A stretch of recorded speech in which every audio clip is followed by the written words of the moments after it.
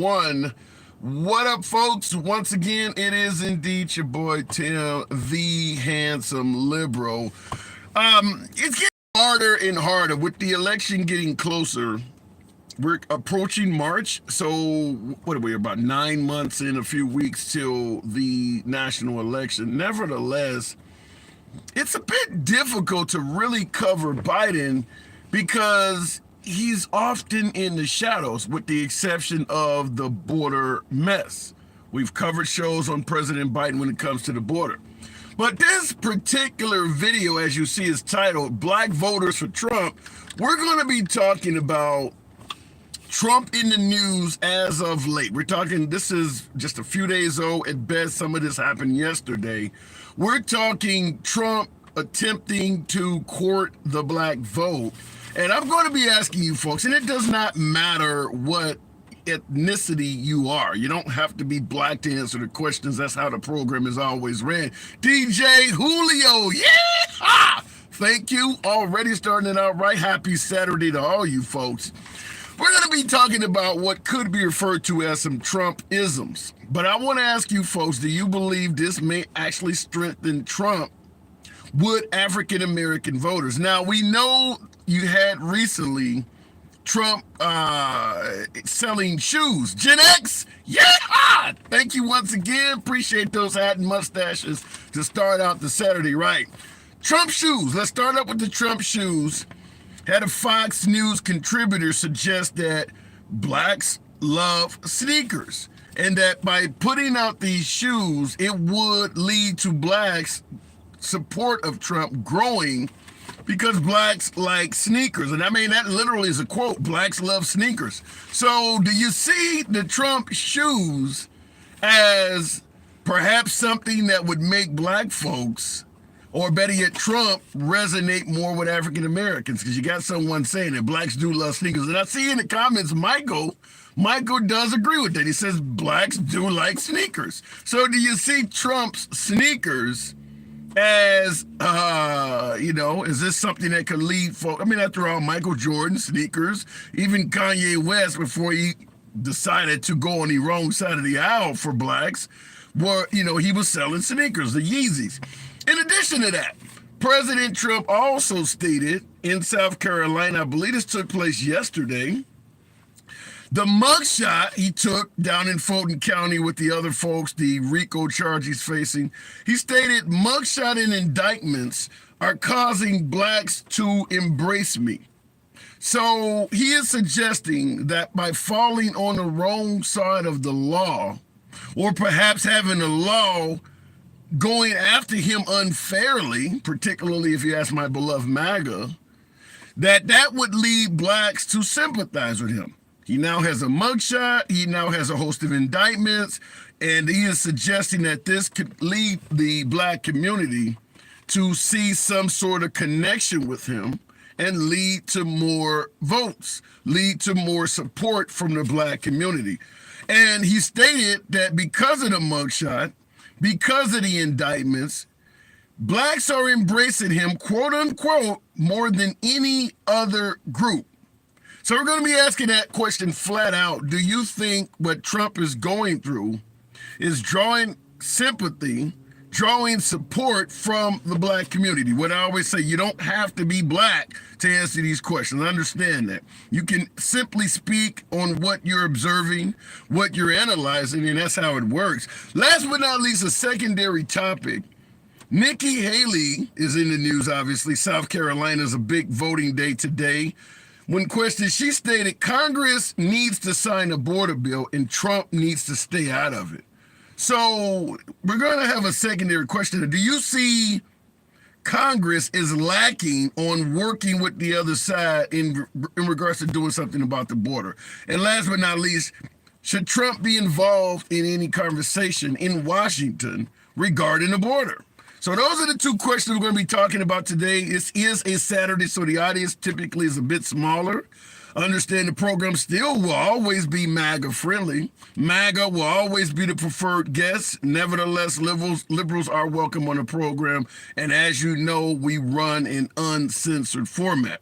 So we do not block, ban, or censor anyone for their commentary. If you disagree with anyone in the comments or yours truly, no one gives a damn. We don't censor or limit your speech because you have a difference of opinion. Everyone's entitled to the First Amendment. So looking in the comments, dig deeper for the illegals. Michael, what do you mean by dig deeper? They're damn near lying all over the street. All right, going straight to the box, we'll kick it off. Is Trump's shoes, indictments, mugshots, is that helping him resonate with the African-American community? Because that's what he's saying. We'll go straight to Uncle Lucas. My name is Lucas. Good afternoon, Uncle Lucas. Hey, what's up, man? Not much at all. So what do you think? The shoes, remember Spike Lee's commercials? It's the shoes, man. Do you think Trump's shoes is helping him resonate with African Americans?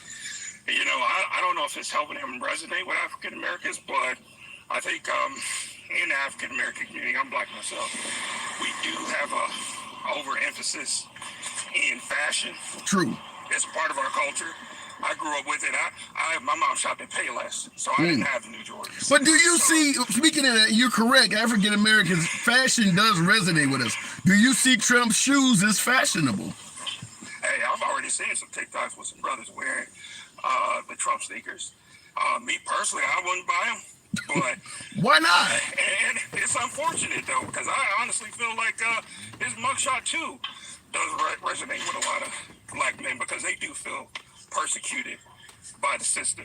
And even though rightfully so, I don't think Trump is being persecuted, a lot of people identify with him. And it's kind of a hypocrisy, because the Republican Party is the law and order party, and Blue Lives Matter, and you should have just complied. But now that the FBI is going after Trump, and Republicans, it's like, oh, now the FBI is bad. Now cops are bad. Now they're against us. Here's something I want to present in regards to what Trump going through with the government, with the feds, with the authorities, that leading to blacks, understanding his plight and it resonating with blacks. When, let's say, someone like the likes of George Floyd, I mean, there's a host of folks. Let's just use George Floyd because everybody knows him. Do you see any case where what George Floyd was going through made MAGA resonate with him? Absolutely not.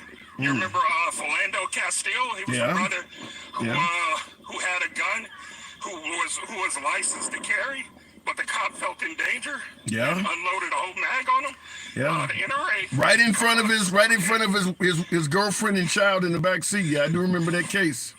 Yeah. So this is the hypocrisy I see, and now they feel as though black people will, support MAGA, but when we needed them, it's not there. But I do feel like a lot of black people are conservative. Like, I say that all the time, like, especially in the South. I'm from the South. A lot of black people are going to church every Sunday. They really are conservative. They really don't rock with all of LGBTQ rights. But when Republicans start talking about race, how racism isn't a thing, Blue Lives Matter, and Black Lives don't, that's where they get lost. And that's where black people go back to the Democratic Party. Okay. So, but what about yourself? You're African American. You got kind of a windy background, so I'm not going to go long. But I'm sorry. You yourself as an African American, you're suggesting that Trump is indeed resonating with black folks. Come election time this November, can Trump count on your vote? Oh, no. I won't have that Blacks for Trump shirt on. That won't be me. Why not? Trump has stated he's done more for blacks than any other president. Why would you not favor that? Well, just because he states something doesn't mean he's done it. And we all know that Trump states a lot. But just because there's already money in the pipelines for HBCU, and he was just president when it happened. You remember when he got elected president, they were supposed to be doing a Harriet Tubman 20? Yeah. Those Tubman? Yeah. He canceled right away. Yeah. So I see Trump talking out both sides of his mouth, talking about, oh, I love the black community, at the same time cutting funding for for things that support the black community. Okay. So I see that all the time. I see that with Republicans. They talk about how much they love veterans, yet they cut funding for veterans. Like they vote against the PACT Act or anything that supports veterans. So it's not about what you say; it's about what you do. Fair And point. that's my receipts. But hey, man, appreciate you for letting me come up. That's just all I wanted to say. Appreciate it. Come on back anytime, Uncle Lucas. Thank you for your time. All right, moving the program on. And I do appreciate you folks that are already tapping the screen, certainly on TikTok. Start out by 600, almost 700 of you in here, which is pretty good for a Saturday. You could be anywhere. I'm glad you're here with yours truly. Looking in the comments, can we get someone under the age of 65? If the retirement age is 65, why do we have geriatric men running the country? Says Keith. Well, because a lot of folks believe Trump is an effective leader despite his age. A lot of folks believe that Trump would be better than Nikki Haley, for instance, who is significantly younger. So Vivek Ramaswamy's younger. In fact, everyone he was up there, from Ron DeSantis, Chris Christie, they all were younger.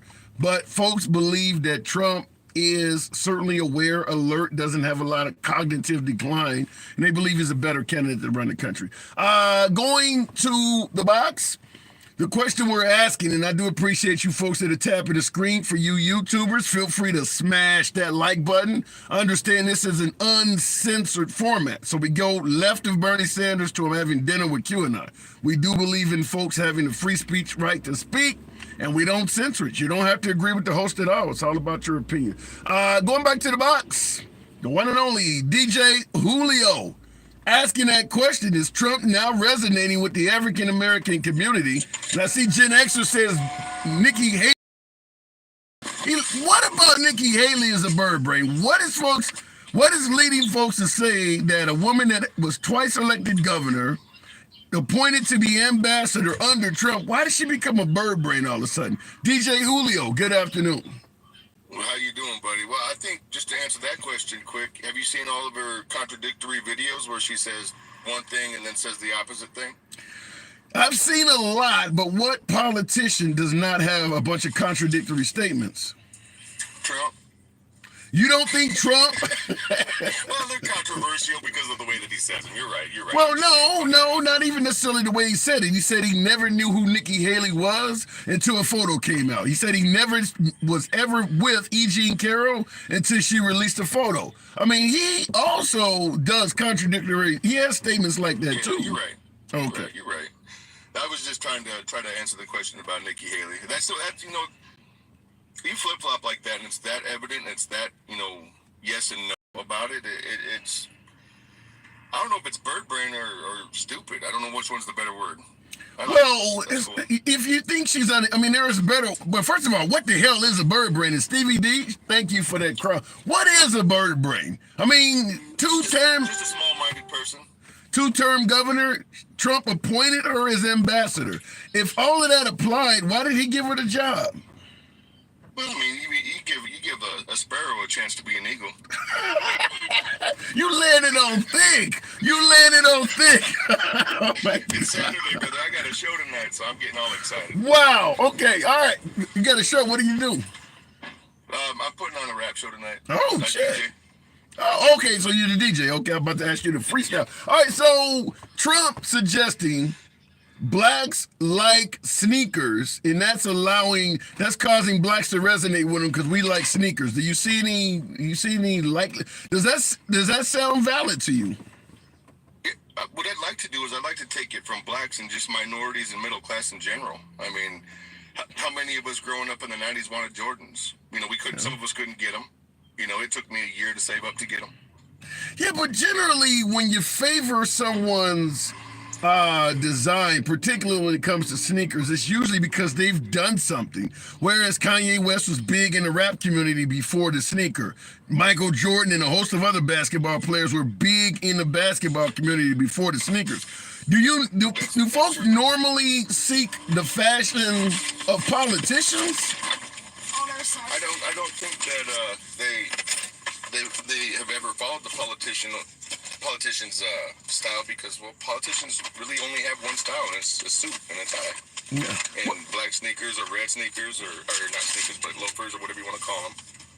They don't have a style that fits our. You can see people. But this is handsome, liberal. This is the guy I listen to every day. My wife just got in the car. Tell your wife I said hi. You know he can't see you. Oh, He says hello.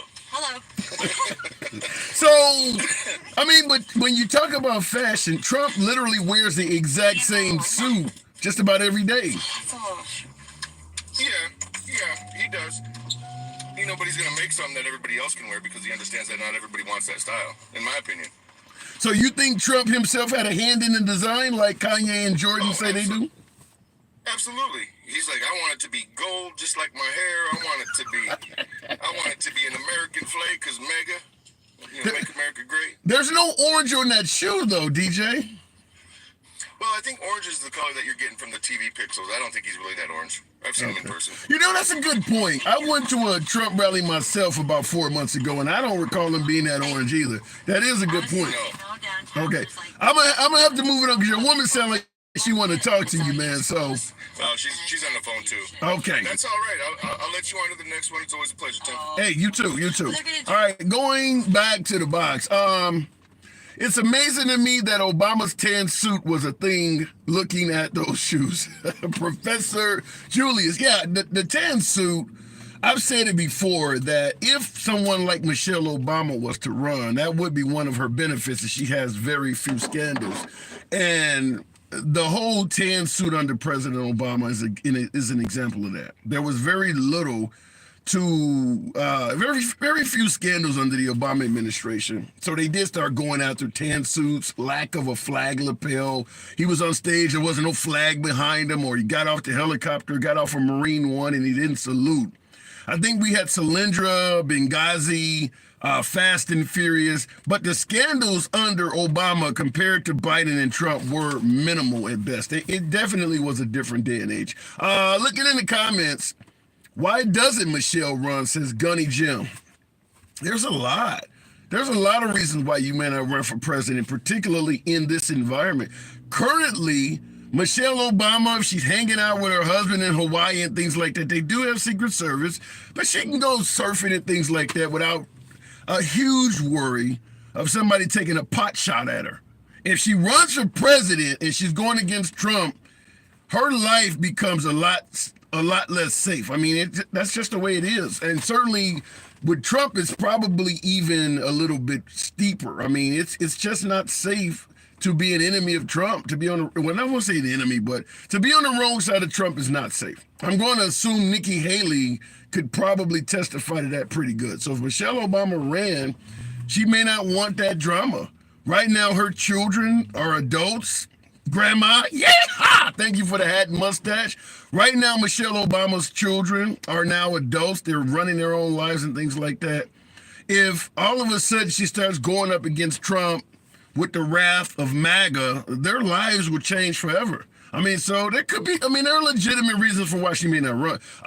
Looking in the comments, can I come on? Yeah, we'll bring you on. Look out for SEAL Team 6. I don't know where the SEAL team would be, but I mean, listen, it's not safe to be on the wrong side of Trump. Would you want to be Fannie Willis, Alvin Bragg, Dwight Smith, all of those folks? Their lives are not safe right now. I mean, I'd rather be any of the Democrats running against Biden than a Republican running against Trump. I just really would. Now, some may disagree with that, and that's fine, but I'd rather be one of them. Going back to the box, we'll go straight to Joby. Good afternoon, Joby. Hello. Thank you for having me today, especially today. I love the topic. Okay. First and foremost, he thinks that black people will be more likely to vote for him, not based on policy, education, inflation, student debt release, but because of a fucking pair of sneakers. But he does suggest he's done more for black people than Biden. Not. I suggest I went to the moon. I ain't been there. Well, I got to show you, because of that sneaker comment, I got to show you something. Sure. So if you bear with me for a second. So first of all, they're unavailable in New York State. Okay. What is that? What is that? Some type of protest against New York because of what happened? You can't sell anything there, so yeah. Okay. So So if he really wants to garner some products to get the black vote, I have a few for him. Sure. What do you got? Trump watermelon. Oh my God. How about Trump olive oil hair relaxer? But wait a minute though. Trump, do you not see, because you mentioned New York, the border under Biden, look at the chaos in New York and in major urban cities. You don't think Trump was doing a better job at the border? Nope. And here's my favorite. Ready? Go. Colt 45. But you got to think though that 40 ounce may make them resonate with the black community. I'm sure they would say that. Come on. If you're basing your vote, I mean, if that's the case, then Michael Jordan should be president. Well, you got to run first. You got to run first though. But does he really think that that's the mentality of the average black person, that we care more about that than actual policy? Well, then let me ask you this. In regards to Trump's statements, Salt Shaker on YouTube says, what about vote for me or you ain't black? I mean, do you see? See, but every black person knows what Joe Biden meant by that and knows the intonation of that. Every black person knows. Well, for folks who may not be black that are tuned in right now, I want you to elaborate. What do you think? Interpret what Biden said. What did he mean? Have you not heard that statement before in your life? If you don't do this, you ain't black. Yeah, I've heard it. Yes, and you know what it meant. But I'm saying for folks who are not black, give us your interpretation. Their interpretation, people who are not black, is that it's a racist comment. Okay. Black people, I believe, as a whole, don't see that as a racist comment. How do you think, like I said, for folks who are not black, how did blacks take that statement? What did it mean to black people? It's hard to explain, but to me it was like, if you don't do this, you ain't black. It means like, it's really hard to explain it, but I know what he meant by that, and there was no negative comment. It didn't seem negative to me. Did it have any meaning? Did it have any meaning to you at all? It just brought back that I've heard it a few times in my life from black and white people. Okay, but you don't have a way you can orate what it actually means to somebody who is not black. Not without sounding it's risky on TikTok. Listen, Joby, this is a free speech program. You know I'm not going to censor you. Use whatever synonym you want, but there are folks watching that are not African Americans. I need your interpretation. What did that statement mean to you? If you don't vote for me, you ain't black. Meaning that he is the best option if you are a black person. Okay. That wasn't hard, was it? No, it just means okay. All right. So it's my Colt 45. But why do you think yourself personally, compared to Trump and Biden, we talk about the economy under Trump, folks favorite that, $2 gas, very low international issues. I mean, the world was not as violent as it is right now. So for black people, why do you think... The world wasn't as violent. Gas was cheap and everything was low because we were locked in our houses for a year and a half. Well, we weren't. But Joby, the pandemic didn't really take off until early 2020. Trump had already been in office since January of 2017. So he had 3 years before the pandemic. So why do you believe, for African Americans, Biden would be a better option than Trump, considering Trump's economy? Because it's not all about economy. Not, in my view, it's not all about, the presidency is not just all about economy. Okay. It's morality as well. And I just think that a man that says he's going to jump out of NATO and Russia can do what the hell they want. I mean, if you want to drop out of NATO, fine, but don't throw that in there too. Go ahead, Russia, do what you want. I mean, and he says, I'll be dictator on day one. I promise you retribution. Fuck the economy. Yeah. Okay. There's a lot. That's a fair statement, and thank you, DJ Julio. But in terms of just strictly black versus white, looking at it from a racial aspect, is there anything that Trump may have said or did that would either be beneficial to blacks or something that would turn the black vote off? Do you see any reason specifically why blacks may like him more or like him less? I think that he's inflating his popularity among black people greatly. I think there are a small pocket, but it's not like he makes it sound like all black people love him. It's just not. It's just not the truth. And for him to go on live TV now and actually use the racist when he goes on live TV now and actually uses the word racist with Joe Biden over and over again, that's dangerous. But you don't see Trump as a racist at all, do you? From head to toe. What makes you say that? Well, let's see. June 2020, when he retweeted the video of the gentleman in Florida yelling "black" or "white power" twice, left his account for 3.5 hours. That rubbed me the wrong way. When he said I'm the least, when he asked if he was racist, and he said I'm the least racist person in the room. The correct answer, sir, is I am not racist. Not I am the least racist. That means out of the 10 people in this room, I am the least racist out of the 10 in this room. That's what that means. He says it out loud, but people ain't hearing him. Or he'll come back a week later and say I was joking or I was being sarcastic, and they'll believe him. Tim Scott loves the man. Could he really be racist? He got Tim Scott on his side. Oh, that's the same old thing. Like, I'm not racist. I got a black friend. All right, Jovi. Well said. Appreciate you coming in. I do got to move it on. Good talk. All right, you too. And happy Saturday, all you folks that are tuned in.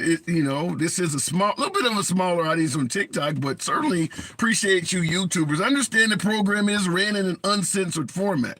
So the program is and always will be MAGA friendly, but you will hear liberals as well. MAGA just happens to be my preferred guest. Looking in the comments, yeah, but you're not looking at what America gains for NATO. I assume that's in the comments or folks are speaking to each other. It was never Trump. It was a select few groups of his fan base that made minorities uncomfortable. The media made him the focus. Now, Fleas 92, I do believe Trump said some things specifically, but let's take your comment. If that is the case where it's his fan base saying things that are controversial and not President Trump, then he needs to be condemning those statements. If he's not, because listen, we know what both parties care about and don't care about. If you can pick out somebody in the middle of nowhere that's LGBT trying to go into a bathroom or play for the wrong team, you certainly can speak out against these comments. So if he spoke out against it, then you have a point. If he didn't, folks are going to look at it like, well, then he was okay with it. Because if it's making news, he absolutely knows it happened. If it's all over liberal media, he knows it happened. The right-wing media is not going to cover it. But if they're covering something like, for instance, during the January 6th gatherings, there were a crowd of folks in MAGA garb. We can say they're Antifa, we can say they're Black Lives Matter, whatever. But there were white men, and they were all yelling, "I can't breathe." That was covered on the liberal side of the aisle. The Republican side didn't cover it. Looking in the comments, the Dallas mayor left the Democrat Party because of racism. Has Biden called out the black racists? Wait, the Dallas mayor left the Democratic Party because of racism. I watch a lot of right-wing media. What in Dallas? What type of elaborate on that? I haven't heard about that. Moving on in the box. Appreciate you folks that are tapping the screen. 700 and nearly 800 of you in here. If you will, get your boy likes up to around 30,000. For my YouTube viewers, feel free to smash that like button. If you enjoy civilized dialogue, both sides of the aisle, without the host blocking or banning you, feel free to add a subscription. We'll continue the program on with, I don't know what just happened there, but we'll go straight to Rollo. Asking that question, the shoes, the mugshot, is Trump starting to resonate with the black community? Rollo, good afternoon. What say you? Good afternoon. How are you doing? I'm doing good. So do you see Trump potentially resonating with the black community because he has sneakers out and blacks like sneakers? I don't think so. I can't speak for the black community. I'm Hispanic. Okay. But from what I understand, a sneaker is not going to sway anybody's vote, right? It's just a sneaker. And I don't think that was meant to reach out to the black community because a sneaker doesn't do anything for anyone except for himself, right? He's trying to raise funds. He's got a lot of, judgments right now that he has to be paying. And I do believe he's doing anything to raise funds so that he can get out of the hole that he's in.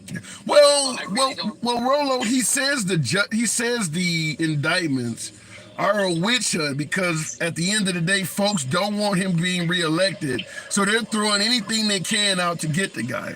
Do you see it that way? I think that is a very smart response, but it's completely inaccurate. Right? A witch hunt would be something that there's no evidence, there's no grounds or legal grounds for him to be indicted or to be, found liable. That would be a witch hunt, and it would be an unfair trial, and it would be, an unconstitutional, and his due process rights would be violated. Yep. But what about it? What about from the notion that they're going after him for cases in potential violations, as you're pointing out, that if he was not running for president, they would let him get a pass. They would give him a pass. But because they don't want him running for president, they're going after him for all of this stuff. You see any validity to that? The way I see it is that if he put himself in the limelight, right, then people are going to scrutinize who he is and what he has done. So I don't think it's necessarily political, even though it could be viewed that way.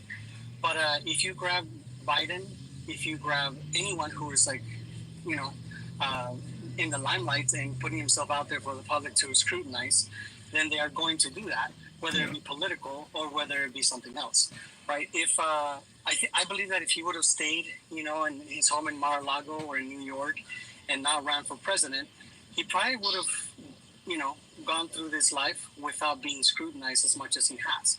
But because he has ruffled a lot of feathers, because of his personality, and then he opened himself up for scrutiny.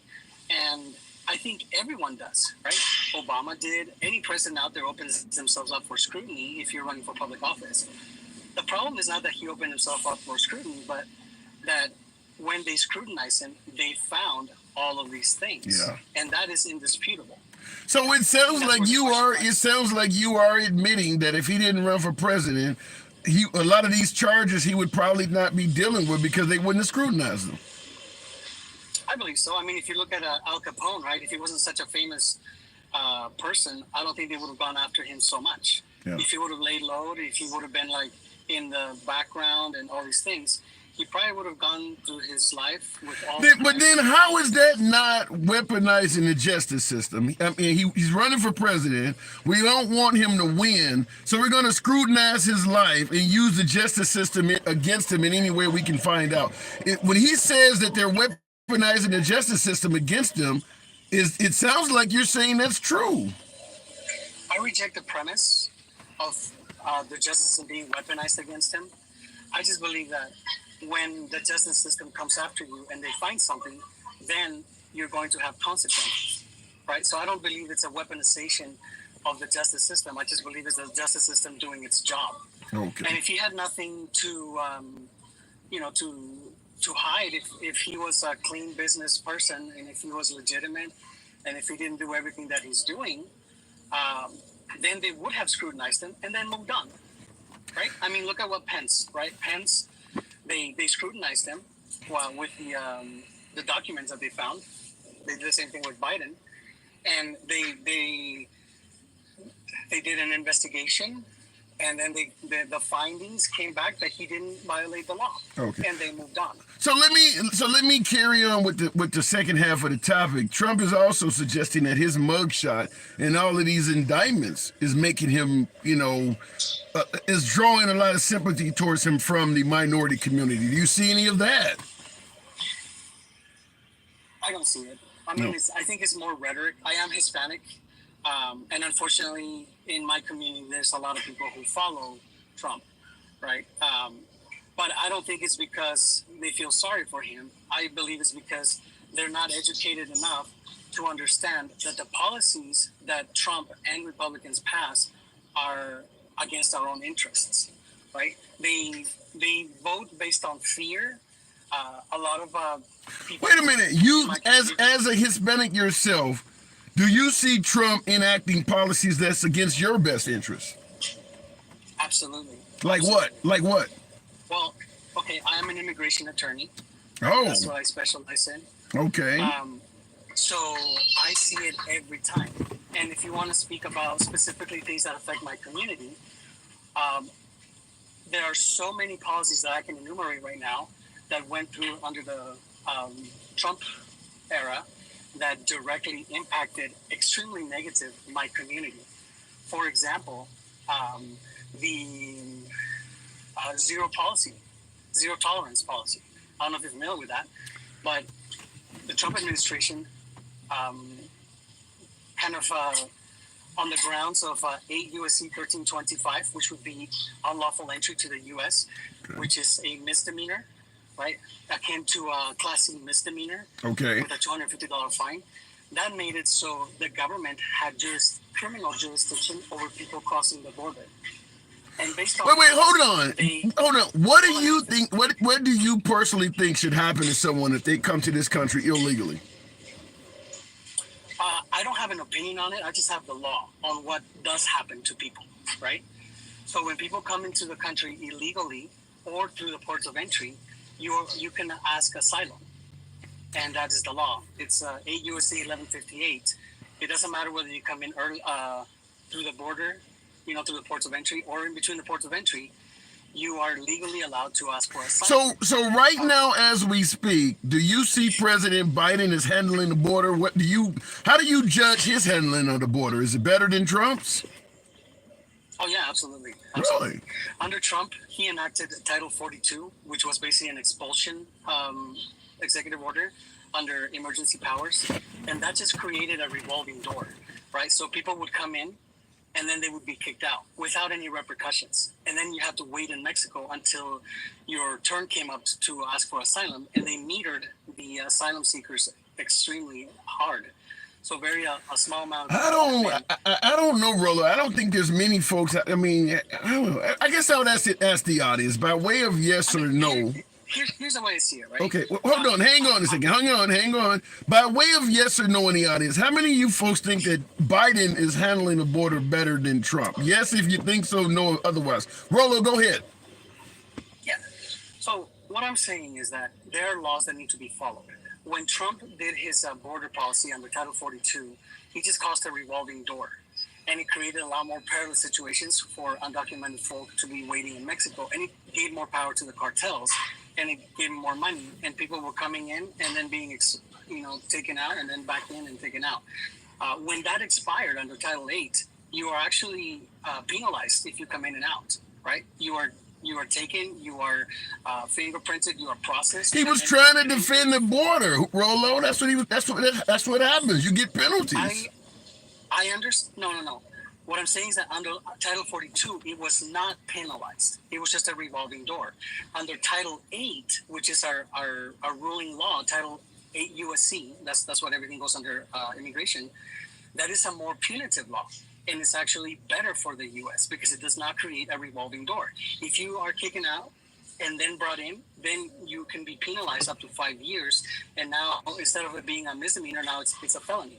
And that's what is going on right now. And that is what Biden is doing, right? So I do believe that there's an issue at the border, but I do believe that conservatives and MAGA people are blowing up the actual problems at the border because that's the only thing that they have to run on, which is fear. Now, they're criminalized. Okay, I heard. Now, I just want to respond to something I saw on YouTube. Mike Martinez, and listen to the last name there, says the immigration lawyer, talking about you, the immigration lawyer wants immigrants. That's how he makes money. How do you view someone suggesting that you sound pro-immigrant because that's your bread and butter? That is a very hypocritical stance because I don't really make a lot of money off asylum seekers, even though, I do help asylum seekers come through. I make money either way. When people adjusting their status, family petitions, there's so many ways that an immigration lawyer can make money. And asylum seeking is a long, arduous process that most attorneys won't even touch because it's so difficult. Even immigration attorneys, they're going to go with family-based petitions and simple stuff. And very few are actually going to handle anything that has to do with asylum seeking. So I think it's very hypocritical. What I would say is that if you look up Civic Corps, which is the private detention centers, they are the ones that have the best interest of having people detained and having an influx of immigrants and then an indeterminate amount of detention for the immigrants to come in. And those are people who have a financial, interest in those types of. What about detention what centers. about the notion that the Democratic Party wants immigrants to come into the country because at the end of the day, once they become legalized, they turn into Democratic voters? Do you see any validity to that? I'll tell you one thing. As a Hispanic immigrant myself, most of us who come here lean conservative, right? But how do you vote? Well, that's the question. That's what I'm getting at, right?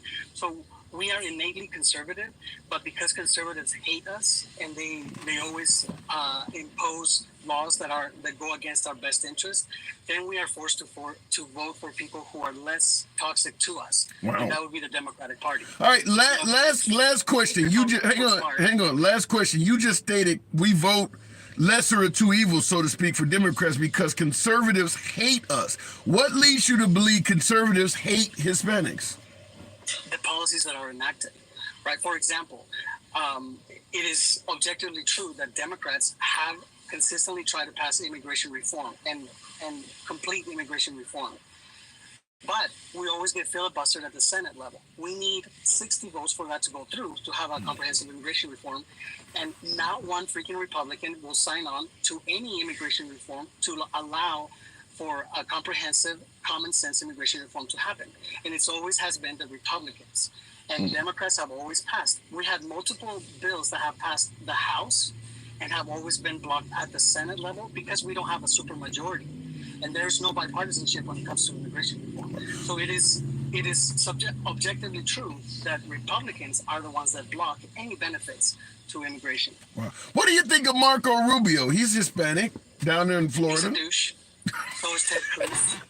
I don't like him because they are anti-immigrants. And they always talk against our people. Right? They are Cubans. I'm not talking bad about all Cubans, but about 67% of Cubans vote MAGA. You know what I'm saying?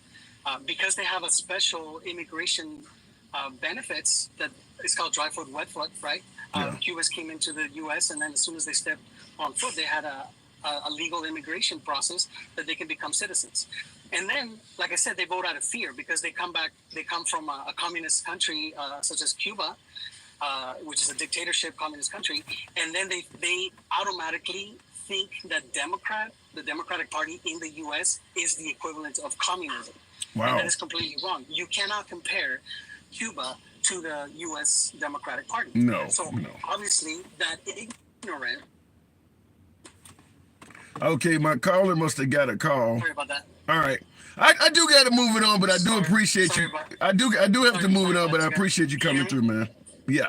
All right, moving the program on. Certainly interesting conversation there for certain from someone who actually is in the business. Now, you could view it both ways. I've seen comments suggesting, listen, at the end of the day, he's an immigration lawyer. He wants immigrants to come into the country, but he made some interesting points. Now, the point that we have to listen to and really take in consideration is that was a Hispanic suggesting that the conservative party, Republicans in general, hate Hispanics.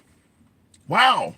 That could be a problem because at the end of the day, Hispanics are the second largest voting bloc majority in this country, right behind whites. So that's strong stuff. And I see some folks in the comments saying not true. And listen, doesn't matter what group is claiming somebody hates them.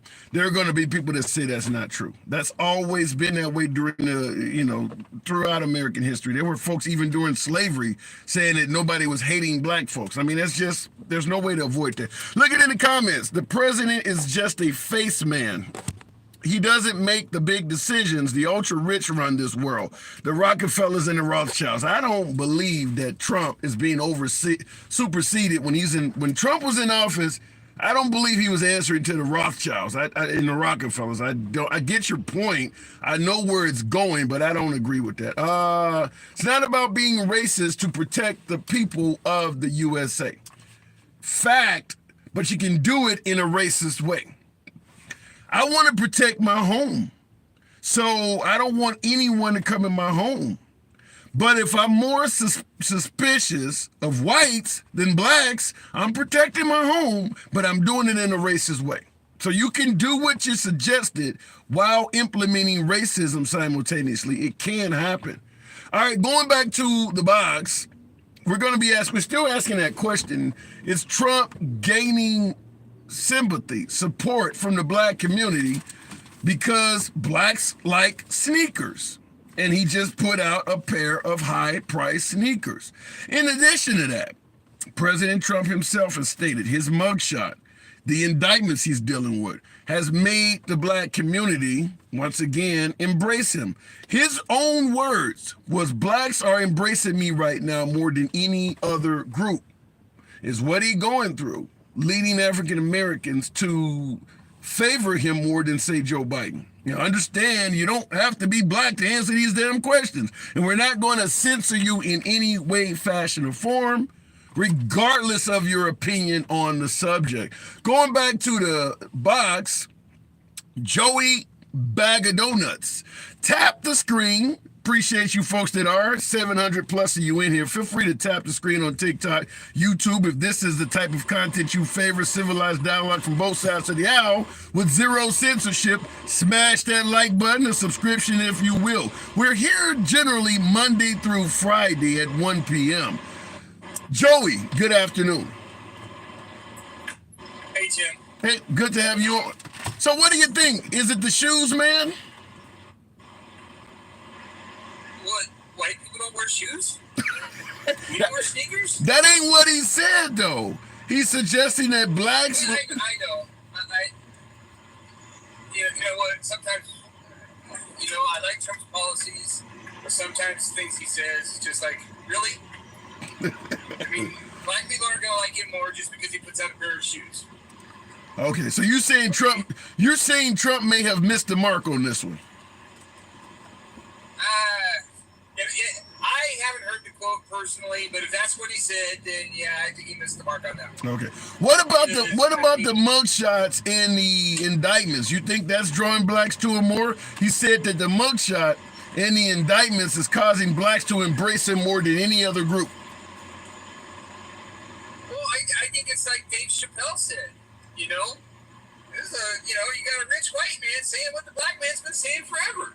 It's a two-tier justice system. They're after me because it's me. Yeah. But you said you got a rich white man. Hang on. You said you got a rich white man saying what the blacks have been saying forever. But when the blacks were saying it, quote unquote, forever, what was the rich white man saying in response? Well, there are a lot of people who are saying, "Come on, it's not that. You're making more out of it than it actually is." And in some cases it may have been, in some cases it probably wasn't. We have a very checkered history.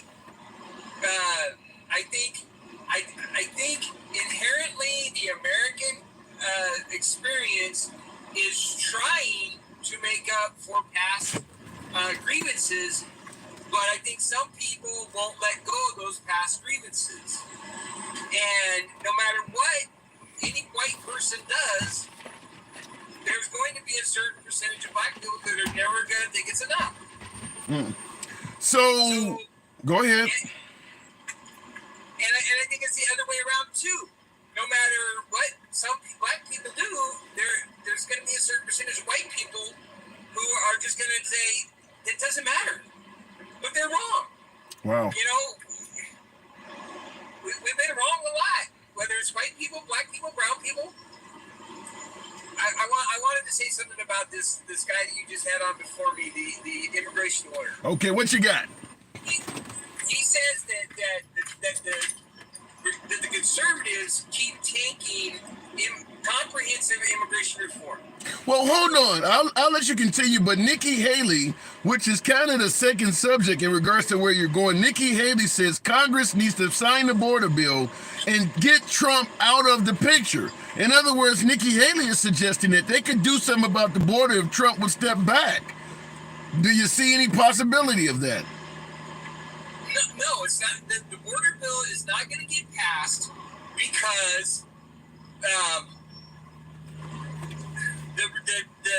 the conservatives in the House have already said the only way we're going to give you more money for Ukraine or Israel's wars is if you fix the border.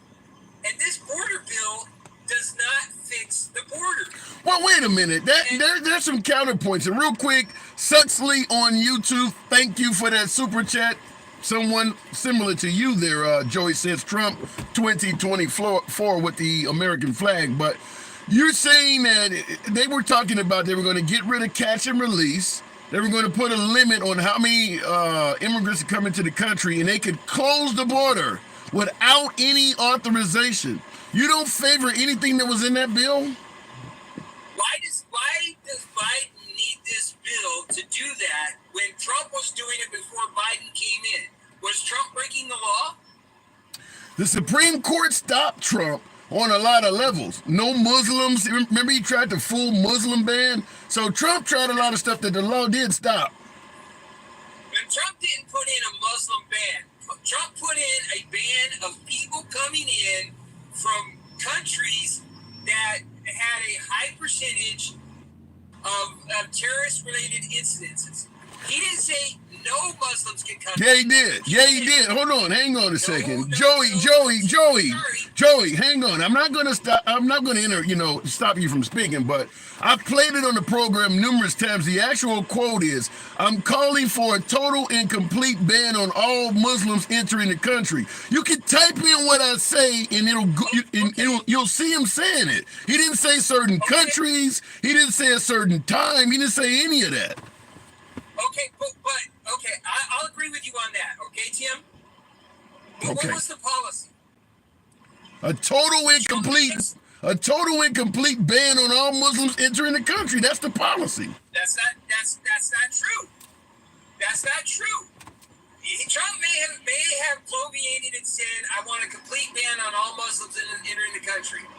But what he did is he put a ban on people coming into the country from other countries that were majority Muslim, that had a high instance of terrorist activity. You cannot go and say that all Muslims were banned from coming into the country, because if you look at the policy, that's what it was. Okay, let me follow that up. When he called for a total and complete ban on all Muslims trying to enter the country, that was the policy, Joey. The Supreme Court stopped him. Oh, Joey, wait a minute. The Supreme Court stopped him from doing that, and he narrowed it down to the policy you're now suggesting. But his original goal was a total and complete ban on all Muslims. His own Supreme Court is what stopped him. It was what he said at the beginning was an overreaction to a situation. When he says, "I want a complete ban on all Muslims coming into the country," that was an overreaction. People don't listen. He said, "Hey, you can't do that." Joey, when the Supreme Court said, "Hey, you can't do that," he said, "Okay, can I do this? Can I say we're gonna halt people coming in from these countries that sponsor terrorism?" But Joey,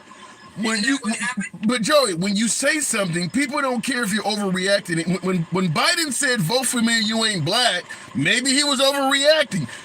People take you at face value. They don't reinterpret your words that are favorable to you. He said a total and complete ban of all Muslims entering America. That's what he said. I've already agreed with you. Okay. I've already agreed with you that was wrong. And when he said that was wrong. But banning people coming into the country from other countries that have a high incidence of terrorist-related activities is what was ultimately the policy. Yeah, but that's after the Supreme Court. That was ultimately the policy after the Supreme Court banned him trying a total and complete ban of all Muslims. I've agreed with you. Okay. I've agreed with you. All right. The first statement was wrong. The first attempt was wrong, but the ultimate policy was only from countries that had terrorist activity. I want to get to this immigration thing. Go. It gets torpedoed because the definition of comprehensive immigration reform. What is comprehensive immigration reform? Depends on. If they want to change, if you want to change the way that we allow people to come in, That's one thing. But the Democrats keep adding things to the bill that are poison pills, like amnesty. We got the conservatives got screwed in the 80s when Reagan gave amnesty in return for border security from Tip O'Neill. After Reagan gave the amnesty, the border security never got the funding that Tip O'Neill promised. So we're gun shy. Black people are gun shy when it comes to certain medical things because of Tuskegee. Okay. Conservatives are a little bit gun shy when it comes to immigration reform because of Tip O'Neill. We gave the amnesty to 8 million illegals, and what did we get for it? We got nothing. But as you stated in the beginning, maybe we got to get over things in the past. You can't still be acting based on something that happened in the Reagan administration. Okay, you want to reform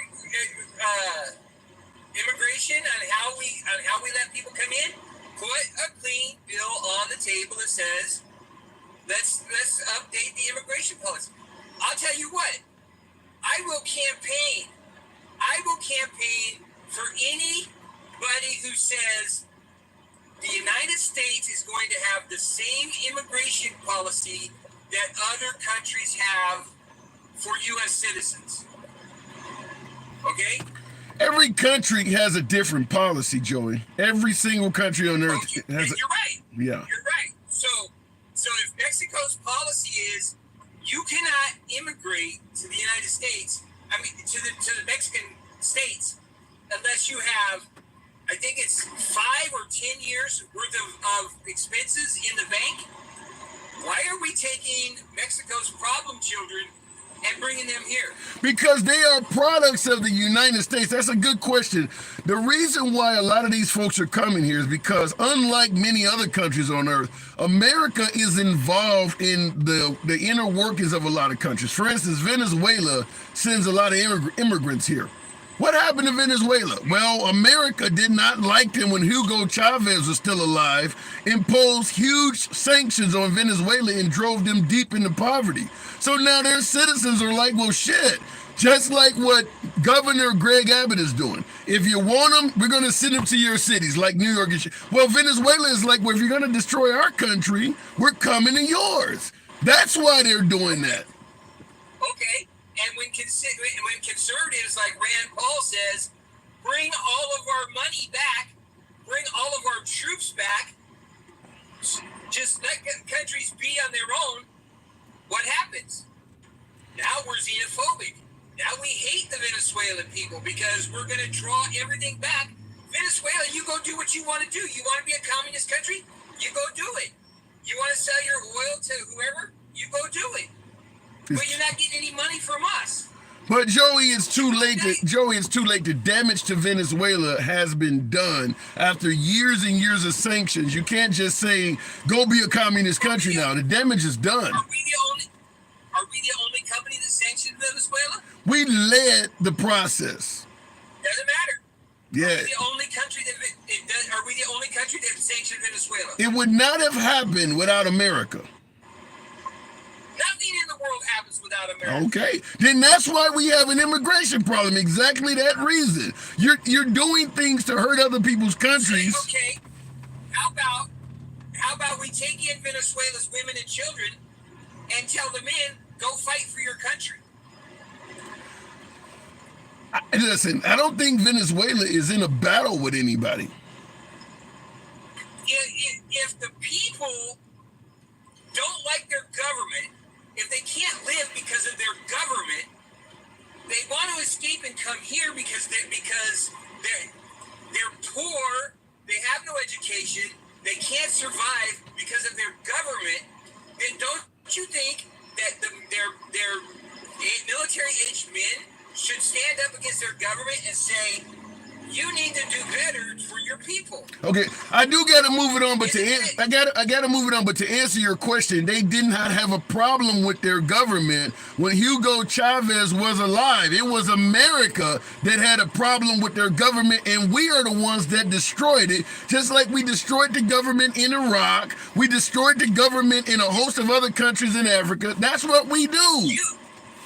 U.S. companies were in Venezuela helping them with their oil industry, and Hugo Chavez nationalized the oil industry and took what was developed by ExxonMobil and Chevron and BP and everybody else. He took that and made it a government entity.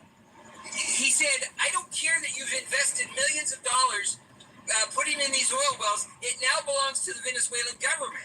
And he did not use the money from the oil wells to feed the people. He used it to feed the government. And your point is? And my point is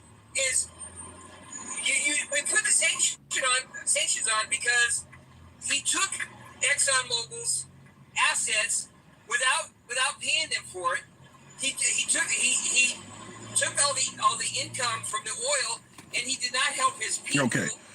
Let me just say this. Let me just say this to you, Joey, and I'm not disagreeing with you that some of these leaders have mistreated their people. The point I'm trying to make, same thing with Saddam Hussein, is that these countries are worse off after U.S. involvement than they were with the dictator. Iraq is no better now. Afghanistan is no better now. Venezuela is a shithole. It is worse after our involvement than it was when those folks were in office. One of the major reasons for all of that is that we don't have a way to ensure that policy stands still. Then stay out of it. Then. I mean our policy. Our policy. Okay. All right. I do gotta move it on. Joey. Let me finish this one thing. Real quick. Let me finish this one thing. If the policies of Trump are meddling in the country, when Trump is gone and Biden comes in, he changes those policies. We have no continuity of policy. Did you say that? Did you say that when Trump got rid of the Iran deal? Obama made a deal with Iran. Trump got in office and scrapped the deal. Did you say the same thing? No continuity of policies.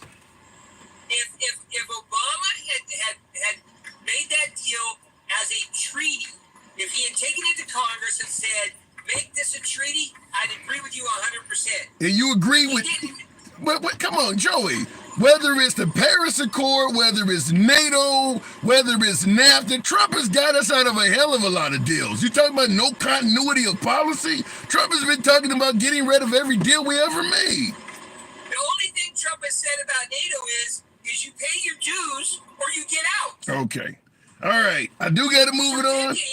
European countries have not been paying their dues, and now they want protection. Okay. All right. And that's true. Appreciate you coming on, Joey. All right, moving the program on. That's what I always say, folks. We don't block, ban, or censor anyone. Me and Joey have a difference of opinion, but he's absolutely invited to return to the program anytime. We go left of Bernie Sanders to him having dinner with QAnon. You're going to hear some opinions that you may not be favorable with. Other opinions that you may think are spot on. And I've seen the comments on YouTube as well. Of course, they didn't. Anything Trump does is excusable. Anyone else is subject to hyper scrutiny and crazy conspiracy, says J. Rome on YouTube. It does work both ways, but certainly when he mentioned there's no continuity of policies because of Biden scrapping something that Trump implemented, Trump did scrap a hell of a lot of Obama's policies. So I don't know if that does not resonate with my last caller, but he was saying, well, if this deal was made that way or if this deal was made that way, then at the end of the day, and I stated this while debating politics when Trump was scrapping that Iran deal. He was suggesting it was a terrible deal. Obama should not have made it. My beloved MAGA was agreeing. That's fine. Maybe it was a terrible deal. Nevertheless, would you make a deal with somebody if they could come back and break it at any given time and say it was a bad deal? Let's say you go out and purchase a Cadillac for $10,000 less than it actually is worth. The dealer agrees to it, signs on the dotted line, you drive off with a Cadillac. The next day, the wife of the owner comes to your house. My husband made a bad deal with you. I want my Cadillac back. Would you ever do business with that company again? Because that's how the United States looks, as if our word is only as good as the current commander-in-chief. I said that flat out when Trump did that. Even if what Trump was doing was in the best interest of America in terms of the deal, it made our word go to shit. Why would you do a deal with the United States if the next president can come in and say the deal was whack and just throw it out? He literally made our word look like it wasn't that valuable. So even if you think the deal sucked, once the deal has been signed, stand by your word. And he showed that, look, if I don't like the deal, I don't give a damn who says it. I'm going to break it. I don't think it was a good idea. Looking in the comments, unclosed, known as Law of the Sea Convention or Law of the Sea Tree. I don't quite understand what you're talking about. We'll go back to the box. As always, I will solicit you tap the screen. 750 of you in here. Get your boy up to about 55,000. Happy Saturday to all you folks. Appreciate you rolling with me on the weekend. For those on YouTube, the program is originating from TikTok. So there's a simulcast on both platforms. So the callers are coming from TikTok. The Handsome Liberal is the platform's name on both services, both social media pages. So if you want to actually be a caller, you got to do it on TikTok. That's how that works. America are the kings of going back on their word. Just ask the Native American, says Fluid in on YouTube. True. The word Indian giver derived its origin from all of the treaties American settlers broke with the Native Americans. That is where that term came from. You were an Indian giver, meaning you give something and you take it back. That is correct, what Fluid stated on YouTube. Going to the box, Gen Xer, certainly a friend of the program, unsubscribed, refused to deal with China and TikTok. Yikes, not Jimmy from Philly. Sorry to see you go, but that's not really the topic. I appreciate you, your input. That could be in the future, but Gen X, good afternoon. What is going on, my brother from another mother? How you doing? I'm doing good. Always a pleasure to have you on. I'm in the trenches today, though. Trump is telling us that it's the shoes, man. Do you see Trump's shoes? It's drawing African-American voters to his side because we like shoes. Man, he just won the election. His entire staff is going to be black. All the brothers going to be supporting him. He got it going on. Now, they're going to make commercials for Trump on BET. Oh, damn. And what leads you? And what leads you to suggest that? No, I think, man,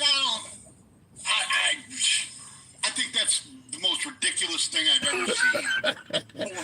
$400 gold shoes. At least get some shoes that look good. Yeah. You know what I mean? Yeah, so you've seen the shoe, so you don't see any fashionista quality in the shoe. No, and I mean, I know Trump said some stuff, man. We know that. That's just how Trump does. But the way the media blew it up and spun it and this and that and Trump, man, I like tennis shoes. I like my feelers. I like my bling bling. You like your bling bling. I notice that. I look for your chains every day. What's he wearing today? I don't know about all that, but I do a nice pair of jumpers as well. Folks are calling the shoes the J6ers. What would be a good nickname for those shoes? The J6ers? Yeah, them shoes are the J6s. That's what they're calling them. The gold ones? Yeah, the J6s. Oh, I don't know about that. That's really what they're calling them. They're calling them Air Fraud and J6s. So I wanted to ask you, but you kind of explained it. And I see someone else. Hang on a second. I'll let you continue. But somebody in the comments is saying Con Airs. Shout out to Nicolas Cage. Con Airs. How about that? Con Airs? Yeah. Come on, man. right, what were you going to ask me? No, I think you pretty much already answered it. Because I was going to have you comment on how these guys over on YouTube participate and call into the program. I've been leaving comments in YouTube saying, "Hey, get over to TikTok. You got to go through TikTok." Appreciate that. I'm trying to, you know something, listen, a lot of us realize that certainly from the political aspect or the side of things, TikTok may be in jeopardy, you know, with it being Chinese run, and the Chinese are certainly falling further and further away in terms of how we view them. There are always politicians threatening TikTok. So I'm trying to get, you know, involved with other platforms just in case the main one goes down.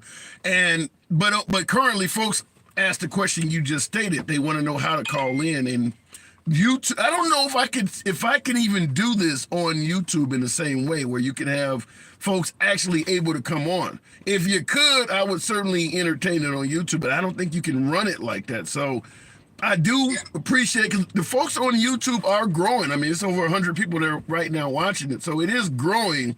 But I don't know how to make it so that you can call in. And I see on YouTube, Craig Beats, for instance, is saying, I always refused to get a TikTok.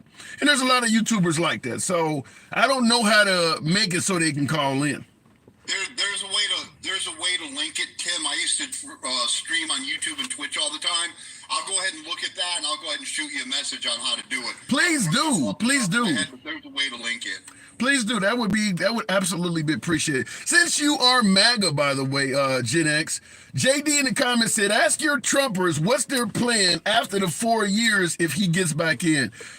What do you think America would be like 4 years after another Trump term? I'm assuming you would think it'd be a great place to live. Oh, it'd be a great place, because then we're going to have DeSantis or Ramaswamy for 8 years after that. Wow. You know, I'm not a DeSantis fan, but I think that's the right move. If Trump gets back in, get some sanity back in there.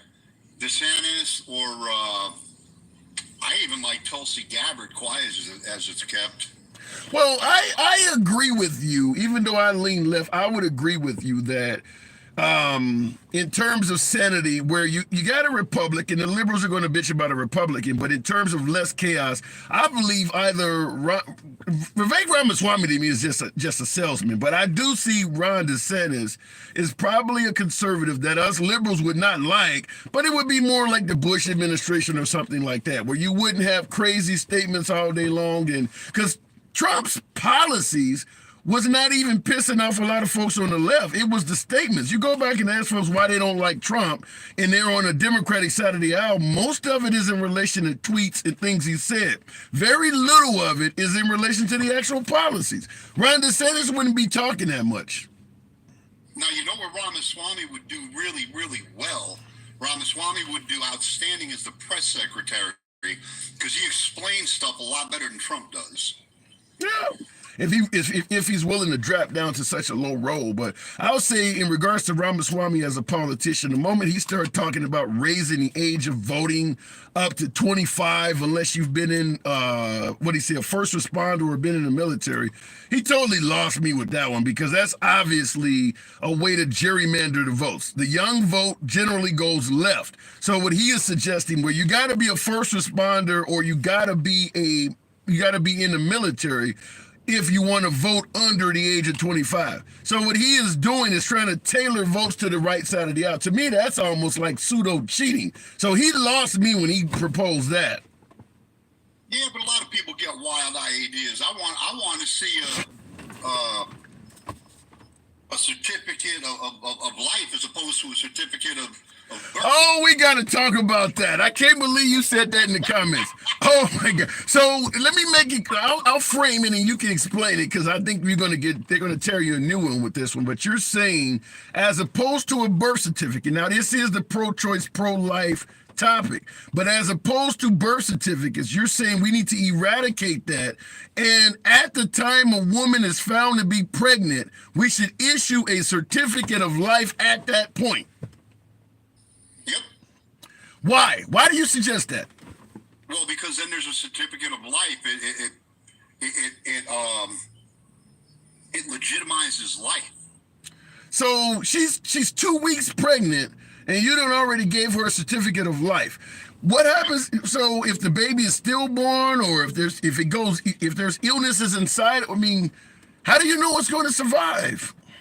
It's just, but even if the child doesn't survive, I mean, there's 2-week-old babies that die in the crib from SIDS. I mean, it's no different than that, Tim. I'm not saying that you charge the mother because, God forbid something horrible happens. All I'm saying is recognize life for life. That's all I'm saying. So if you give her a certificate of life at the time she's deemed pregnant, and let's say she's a druggie, she slept with the drug dealer, and now he's impregnated her, and she goes to the hospital and rehab, to come out of an overdose or whatever, and they find out she's pregnant at the time. She gets a certificate of life, according to you. She goes right back out on the street and does more drugs, has another overdose, and kills the baby during it, but they help revive her. She's taking a life. You want to throw her in jail for murder? Yeah, she should be held accountable for that life, Wow. absolutely. So, based on what you're saying, if you give a certificate of life at the moment a woman is deemed pregnant, anytime that baby dies, if she miscarriages or whatever, she could actually be investigated for taking a life. Well, see, you're going to the extreme, Tim. You're going to the total extreme. She's in a car accident, and God forbid the baby loses life. No, that's not the mother's fault. But think about it, though. Think about it. If she's not negligent. no, that's half a bag of crack and dies.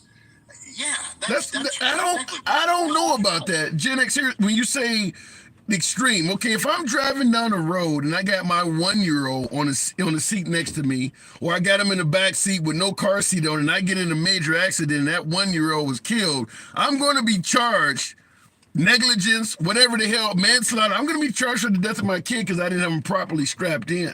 If I'm driving down the street while pregnant with no seatbelt on and I get in an accident and I survive but miscarry, based on what you're saying, I would be charged with negligence, right? If the child dies as a result of you not wearing a restraining apparatus, absolutely. So what you're basically saying is women while pregnant would be held to a much higher account than they are now. Anything you do that is risky, let's say you had tickets to Disney World. Your boyfriend's going to take you to Disney World. You're really excited to go.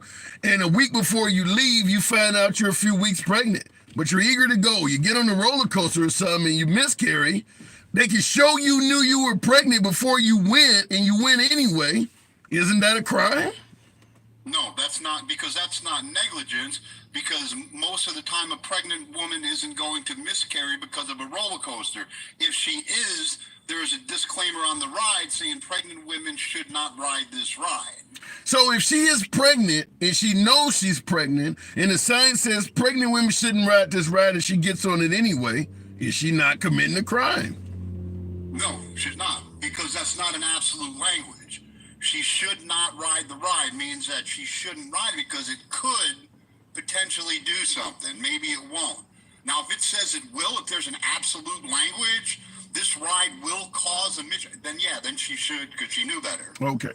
But you get what I'm saying is that I do. Yeah, I see exactly what you're saying. women could be held accountable in a lot of ways. You do something you shouldn't have did, and it causes you to miscarry. All of a sudden, these women are facing manslaughter, if not murder charges. I mean, women do negligent shit too. Get drunk while you're pregnant, or like a DUI, for instance. If you're driving down the street and you're drunk, you're a few weeks pregnant, getting the DUI. If that baby is lost, all of a sudden now you're being charged with loss of life.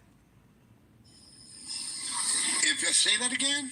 I said if you are pregnant and you go out drinking or something like that, get involved in a DUI, if something happens to the baby, the woman is charged with that crime. Well, she should be, because if she's got a 1-year-old sitting unsecured right next to her and the baby dies, she'll be charged in the crime likewise. Yeah. It's still a crime. Whether the baby's in her belly sitting next to her in the trunk, it doesn't matter. She caused another life to perish because of her negligence. Yeah. We're just establishing life. That's all I'm saying. Yeah, what I fear, because there are a lot of things a pregnant woman should do to ensure a healthy baby. Taking prenatals, not getting involved in certain physical activities and things like that. Any of this stuff that a woman does not do while pregnant, your type of law could allow women to be charged or at the very least held accountable in some way for miscarriages and things like that. You knew you were pregnant, you skipped taking prescriptions, or you went out and played softball. All of that stuff could start causing women to get arrested. No, that's and again, that's going to the complete extreme, man. If there's a pregnant woman and she goes out and plays softball and the pitcher pitches and the ball hits her in the belly and she has a miscarriage and she loses the baby, that's not as a malicious act. That's not something that was foreseen. That's not something that was done with malice or negligence. That's an accident, and that's not what I'm saying. And that's I would in no way endorse that. But you don't see any way at all where this could start putting more stresses on a pregnant woman. I would fight against it with them if it did. I see more help than harm, personally. How does this help pregnant women? It doesn't help pregnant women. It helps children. It helps unborn children have their lives recognized when they're conceived. Okay. Now we can go from conception to a certificate of life is issued at, say, 6 months or 6 weeks. There's another discussion. Instead of 2 weeks. I understand that discussion. And in my opinion, until you've taken your first breath, I would not be in favor of giving any kind of certificate out. I mean, if the baby hasn't, because some things happen in childbirth as well. Because what you're saying, you issue a certificate of life. If something happens in childbirth, I guess even the doctors that are delivering a baby could find themselves being charged with murder. I mean, because you're talking about taking a life. I just think any miscarriage or any baby being born stillborn would open up a window of investigations and criminality that we've never seen before. I don't agree with that, Tim. I don't think it would. I think it could. I think there could be an extreme, like in some of the stuff you brought up. It could go to the extreme if we allowed it to, but I don't think it would have to. All right. Last question I want to ask you. This is an interesting point you're coming. I don't think a lot of women are going to agree with this at all, but some men do. And speaking of men, Ruby in the comments says men just want to control women. A lot of women feel like men are just trying to take control of them. What say you?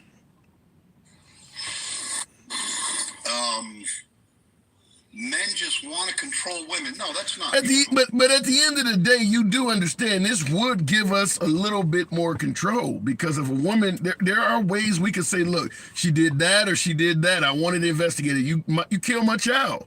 You shouldn't have done this, or you killed my child. I mean, you could at the very least place investigations on mothers who lose children. If you're alleging she killed a kid, I mean, you don't see no stress at all going to the mothers? No, because that happens after a child's born too. Again, if you've got a child sitting next to you unrestrained and you run into a tree, that's negligence. Yeah. Whether the child's in the belly or the child's next to him, it's got nothing to do with controlling women. I mean, women are the smartest part of our society. Us men, we're dumb as rocks.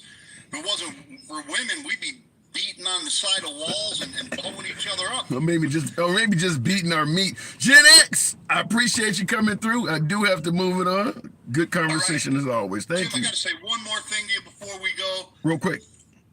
I can't tell you how hard I laughed the other day when you read my comment in YouTube about women shouldn't be able to make decisions politically and vote, and your guest got quiet.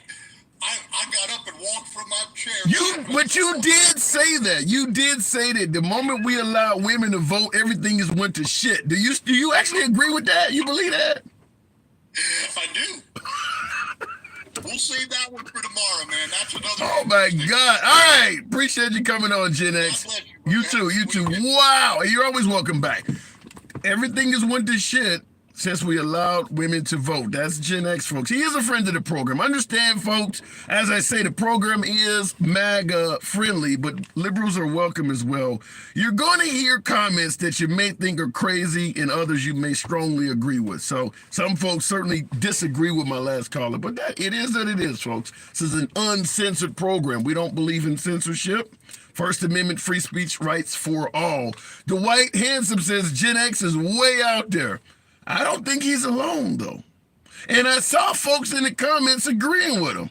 In fact, there was a female, Leslie. I wanted to actually state her comment, but Leslie in the comments, Leslie agreed with him. And that led to a topic on a previous show, which was if Trump and particularly Republicans are taking away so many women's rights, why are there so many women voting Republican?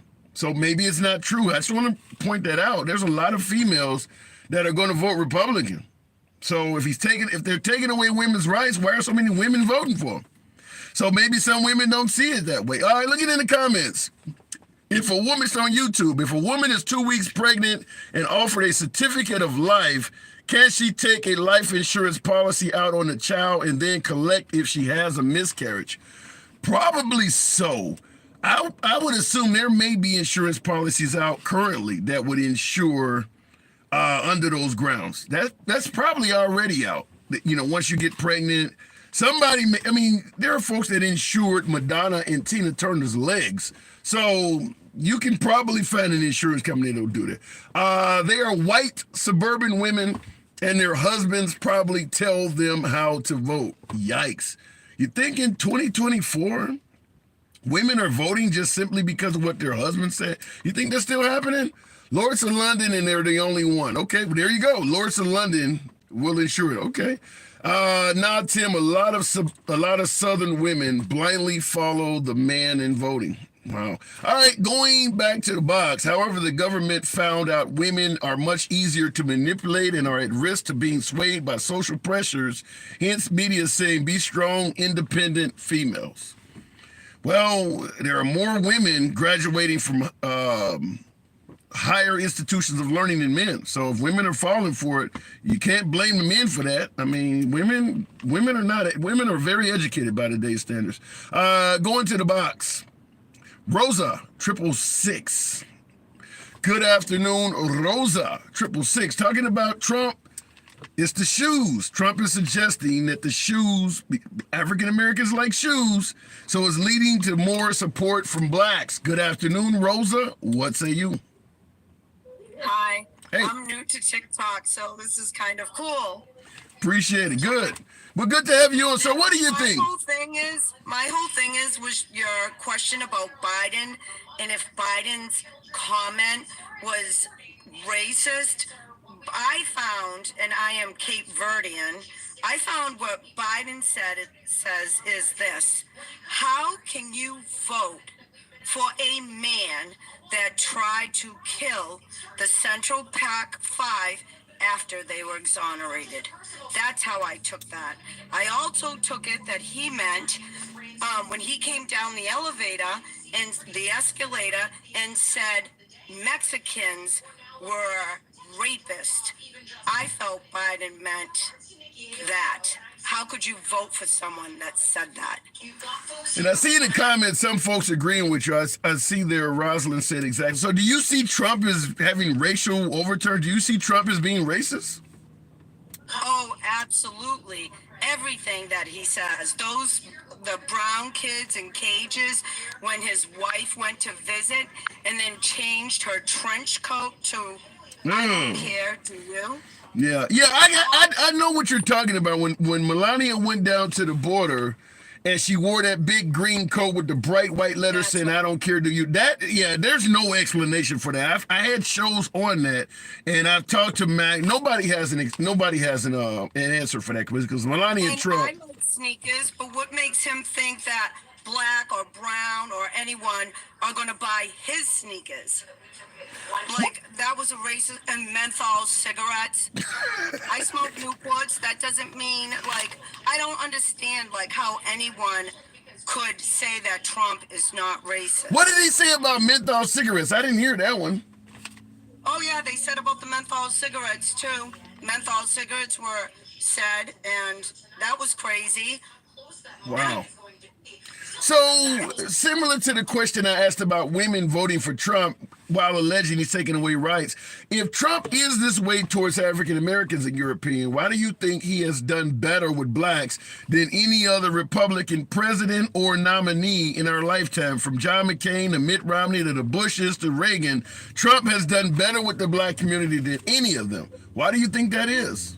Can I ask you who said that? What poll is that? That's the actual numbers. Look up the votes that Trump received in 2016 when he beat Hillary Clinton, or even in 2020 when he lost.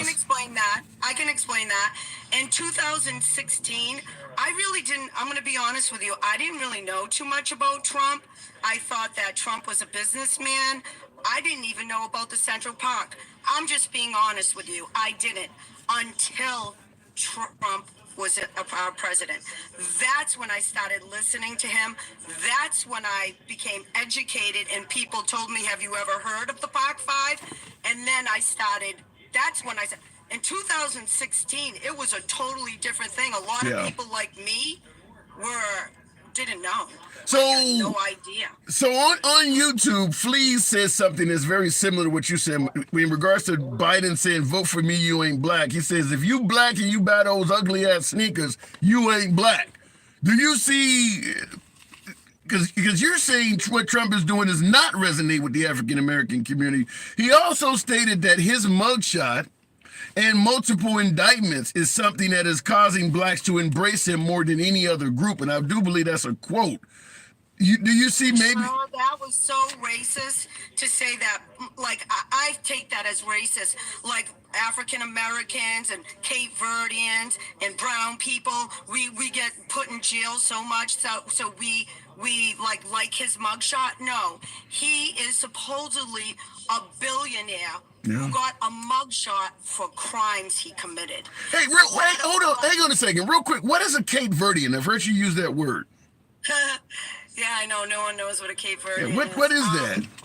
It's an island off of Portugal and near Africa. And we got our independence from Portugal and became Cape Verdean. So we're a mixture of everything. We're probably the biggest mutt that there could possibly be. So we can relate to every, person, So in your relation, so you do see Trump as racist. What about the Republican Party? I never did before. I never knew about Trump in 2016. I thought he was this big businessman, and I saw him because my kids watched Home Alone. My daughter's name is Ivanka. Not Ivanka, Ivana, from his first wife. That's when I knew Trump. I had no idea till he became president anything about Trump. Well, let me give it to you this way. This is once again on YouTube. I think it says Anthony says, because black people typically hate the system and dislike the government by default. So they are navigating to Trump because the enemy of the enemy is my friend. So they see Trump as Ali. Do you see from that standpoint that African Americans believe the government is mistreating them, and Trump potentially going through the same thing? You don't see any similarities there? No, I don't. I'm sorry. Like, I have the most open mind there is. Nothing. Like, before Trump was president, Republicans and Democrats all got along. Now it's us against them and this, and he puts that all out there. He's like Putin. It's propaganda. They start with their propaganda to break us all apart. Wow. So no, everything that Trump says is basically about himself. I'm going to say one thing, because like I said, I'm new to TikTok. I saw this guy on a live show, and he was like, you could tell he wasn't educated. I don't want to put him down or anything. And he was on there saying how he was giving up his mortgage payments and doing all this.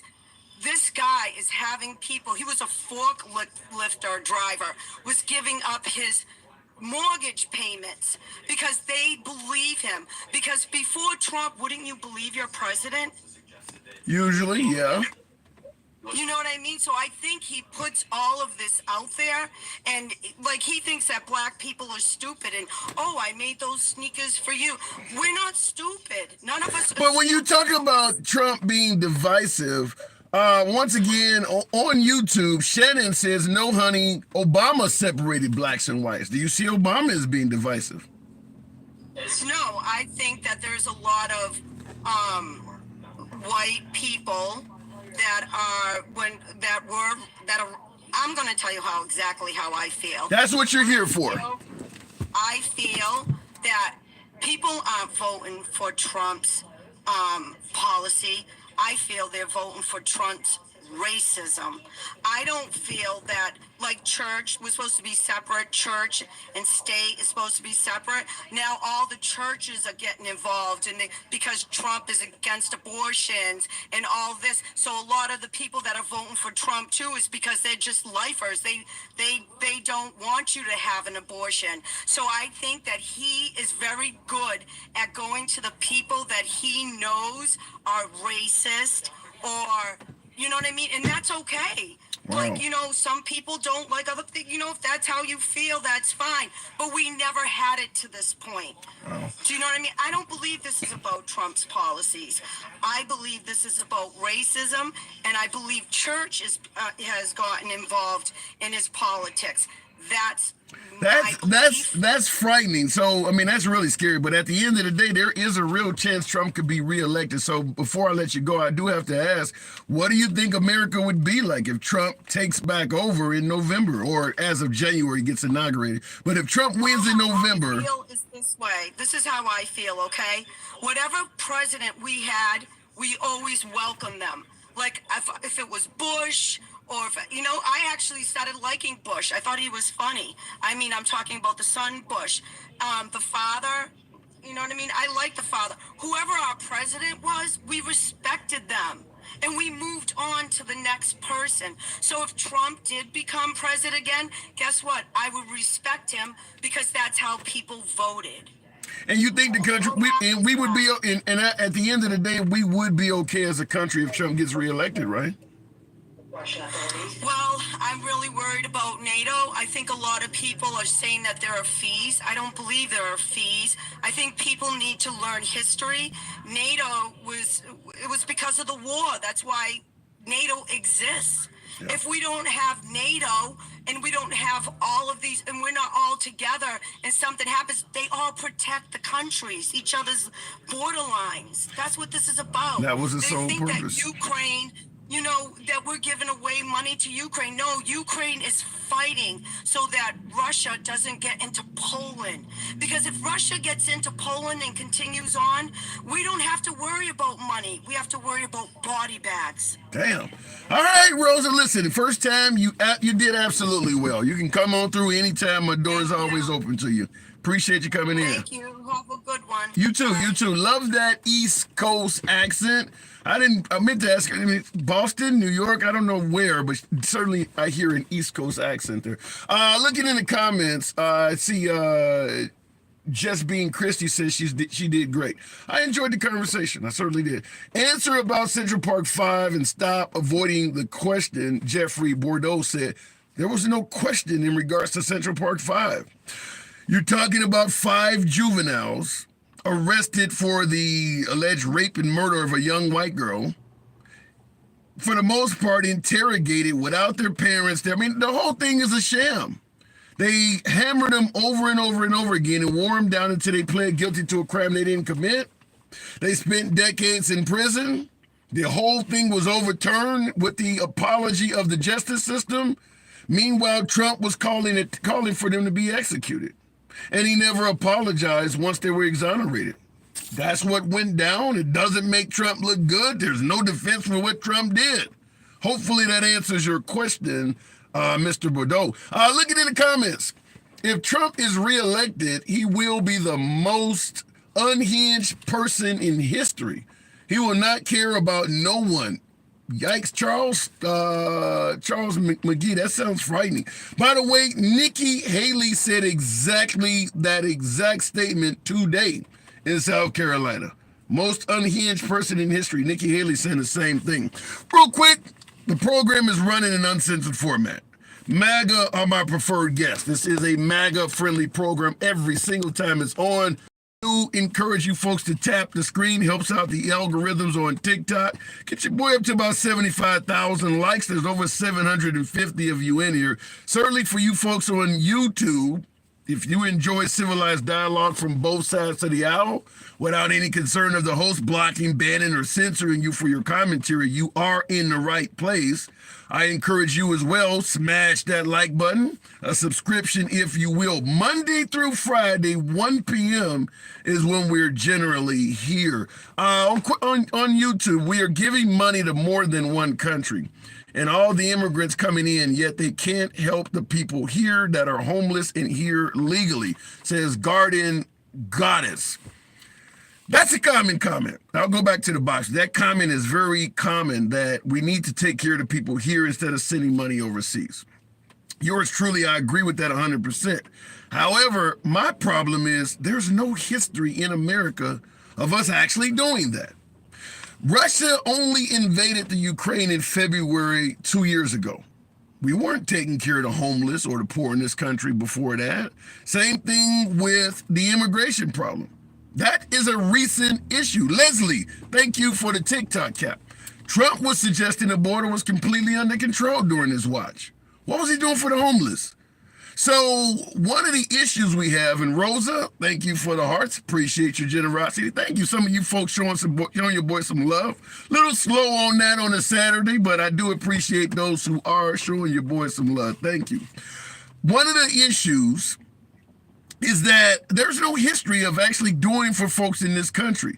Notice folks who are saying we need to take care of people in this country, stop sending money overseas, have no examples of what we were actually doing before the money went overseas. You know, if I hear folks say, you know, they used to have shelters everywhere for the homeless, but now that they're sending money to the Ukraine, they had to close up a bunch of them. They used to give you a little bit of assistance in food stamps or housing assistance, but now that they're sending money to the Ukraine, we can't do it. There is no examples of what was happening before the money went overseas.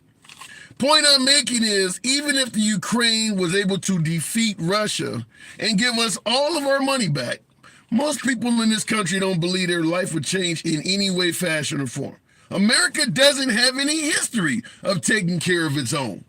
So don't send the money overseas, do things for people here. Where are the people here that are going to say before the money went overseas, they were actually doing something for me? There's no history of it. This is a country that operates on pull yourself up by your bootstraps. You often hear folks brag that I grew up from nothing. Nobody gave me a damn thing and I made something of myself. There's no history of this country doing things for people. It's all about having nothing and figuring it out your damn self. So even if the money doesn't go overseas, I don't think there's anybody who believes it's going to actually help out Americans. Going back to the box, I appreciate you folks that are tapping the screen, trying to make it happen here. 562. Wow, what's it, Mr. Java? Thank you. Caught the tail end of that. Thank you, Java. Wow, that was nice. 562. Good afternoon. How's it going, Tim? Yeah, first time call, bro. Hey, wow, I appreciate that. Thanks for coming through. What about the shoes? Think those are bringing in more black voters? I mean, business-wise, I think they probably will because, I mean, okay, you're buying $400 shoes, right? You put them up on sale at the MAGA rally or anywhere else, retail, sell them for $10,000 or $5,000. I mean, Trump won my vote right there. I mean, okay, that's their perspective, though. That's their style of saying, okay, I want to make some money off of Trump, so therefore I'm going to vote for him. So probably, yeah, you could say that. I mean, but you could buy Jordans or a host of other shoes and flip them if that's what you're talking about. But I'm saying Trump is all about hype, man. Look, Trump is a salesman, all right? He knows what he's doing, but at the same time, politically, he's a moron. I mean, he's not. I mean, come on, when have you heard a guy say, "I'm gonna sell you some shoes, and buy them," and it's his money. But I'm saying, if you got somebody who's really, taking advantage of to make some money, right? Trump made $10,000, so I'm gonna go for him now for sure. He made me $10,000 and changed my life. You know? Well, he's not making you. He's not making you 10,000. You just made a good investment. He didn't make the money for you. No, I'm saying if he does, I'm saying you bought the shoes, and if you know, boost them up to $10,000, which people are doing right now, they're gonna make you some money, right? So I'm like, okay, yeah, people who are easily convinced and say, oh, all right, I'm gonna vote for him, in the election. So he made me some money, so therefore, that's it. But that's the only thing, though. Everything else is just just the whole show, man. It's a show, man. So let me ask you now. Going back, I can't. Obviously, you have no picture up, but hearing your voice, are you black, Hispanic? I'm Hispanic. Yeah, I'm Hispanic. How do you view Trump's presidency? Is he someone you would support in November? No. Why not? I just. Why not? Well, politically, it's just he's out of it, man. He's just the same old thing. It's 2020 all over again. It's 2020 all over again, man. It's just like, okay, 2016, 2015 was that time. What he says sometimes is just bad for him. But if he can make a plan to see what he's gonna do for the country, then he'll probably be good. But since he likes to run his mouth a lot, that's where he gets kind of like a downfall from.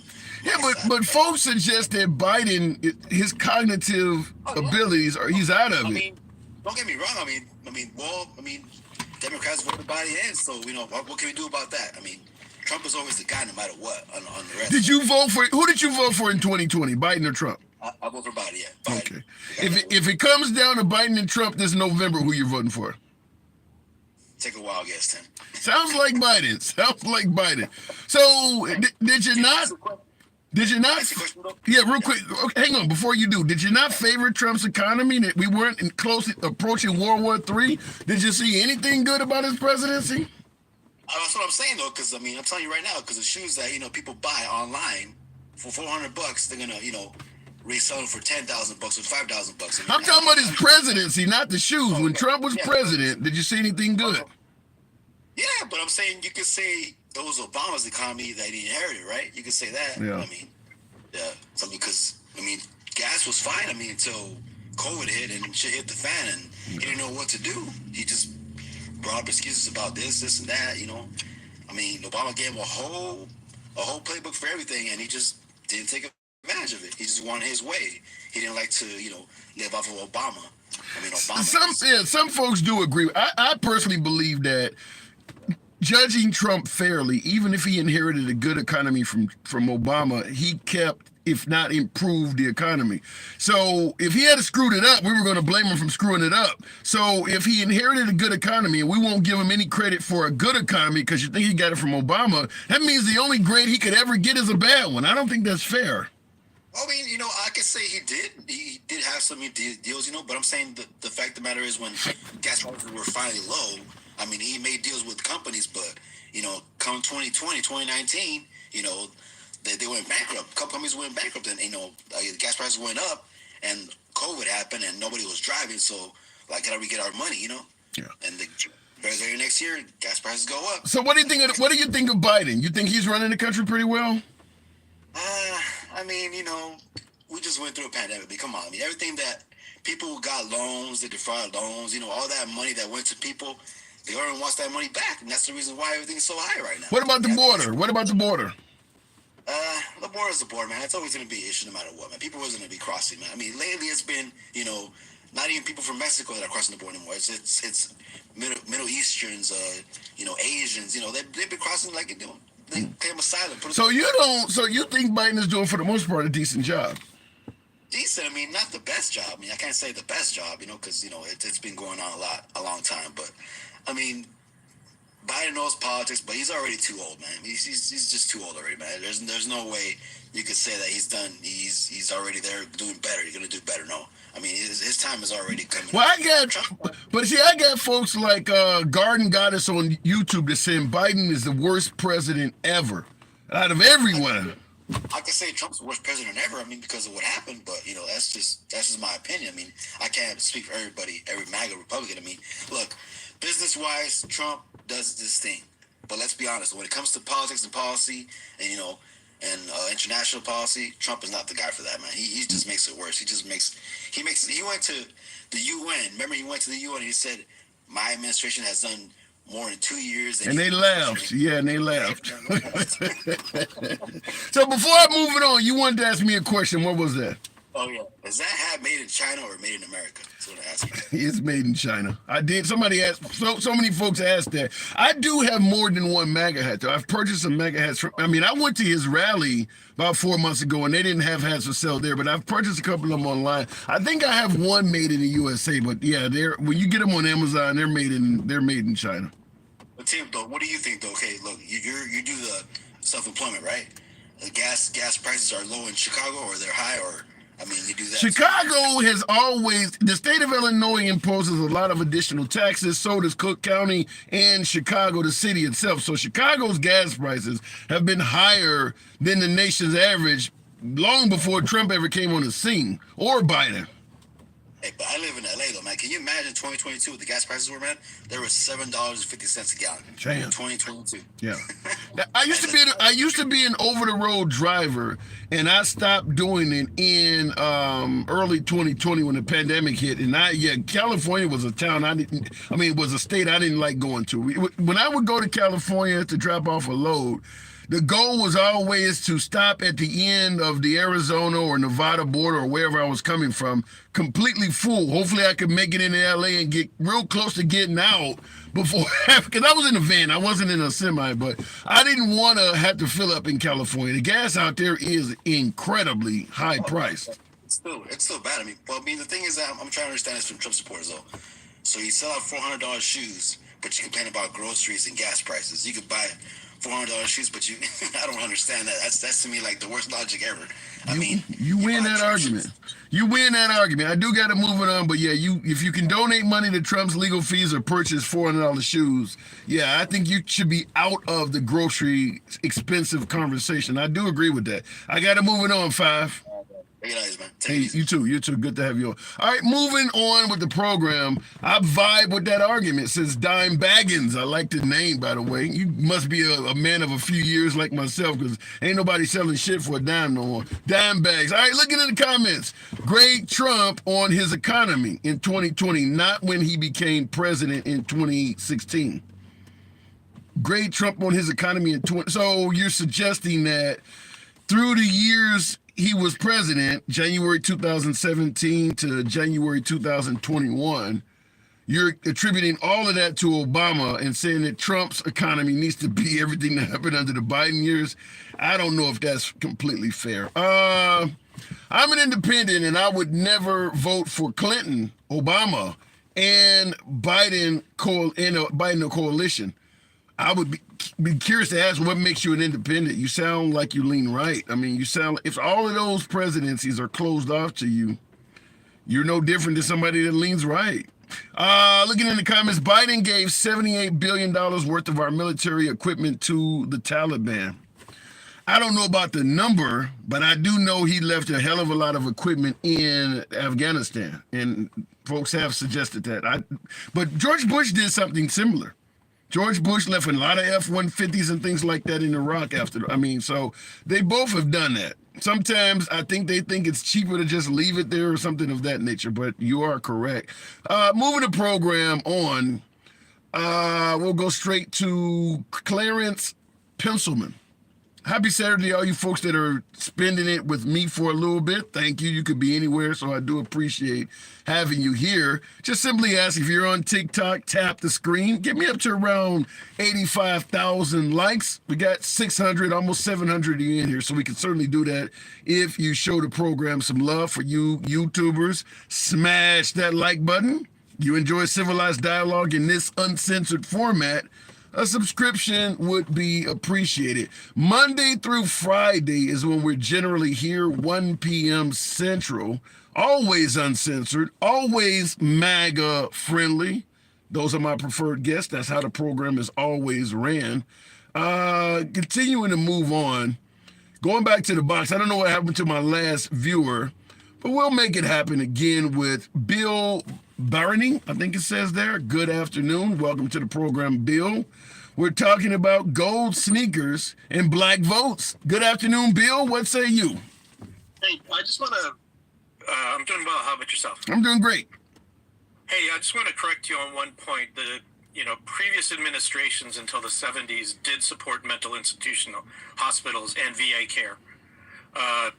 What happened was that that funding was President Carter on his way out actually refunded that, and Reagan canceled those programs. So essentially, within that, we instantly, and I remember growing up, we instantly saw homeless vets and we instantly saw mental illness patients out on the streets everywhere. Wow. That is history.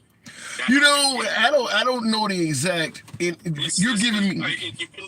You can look it up. I don't disagree. I'm not disagreeing. I'm gonna say I don't know the exact details like you're orating them, and I do appreciate that.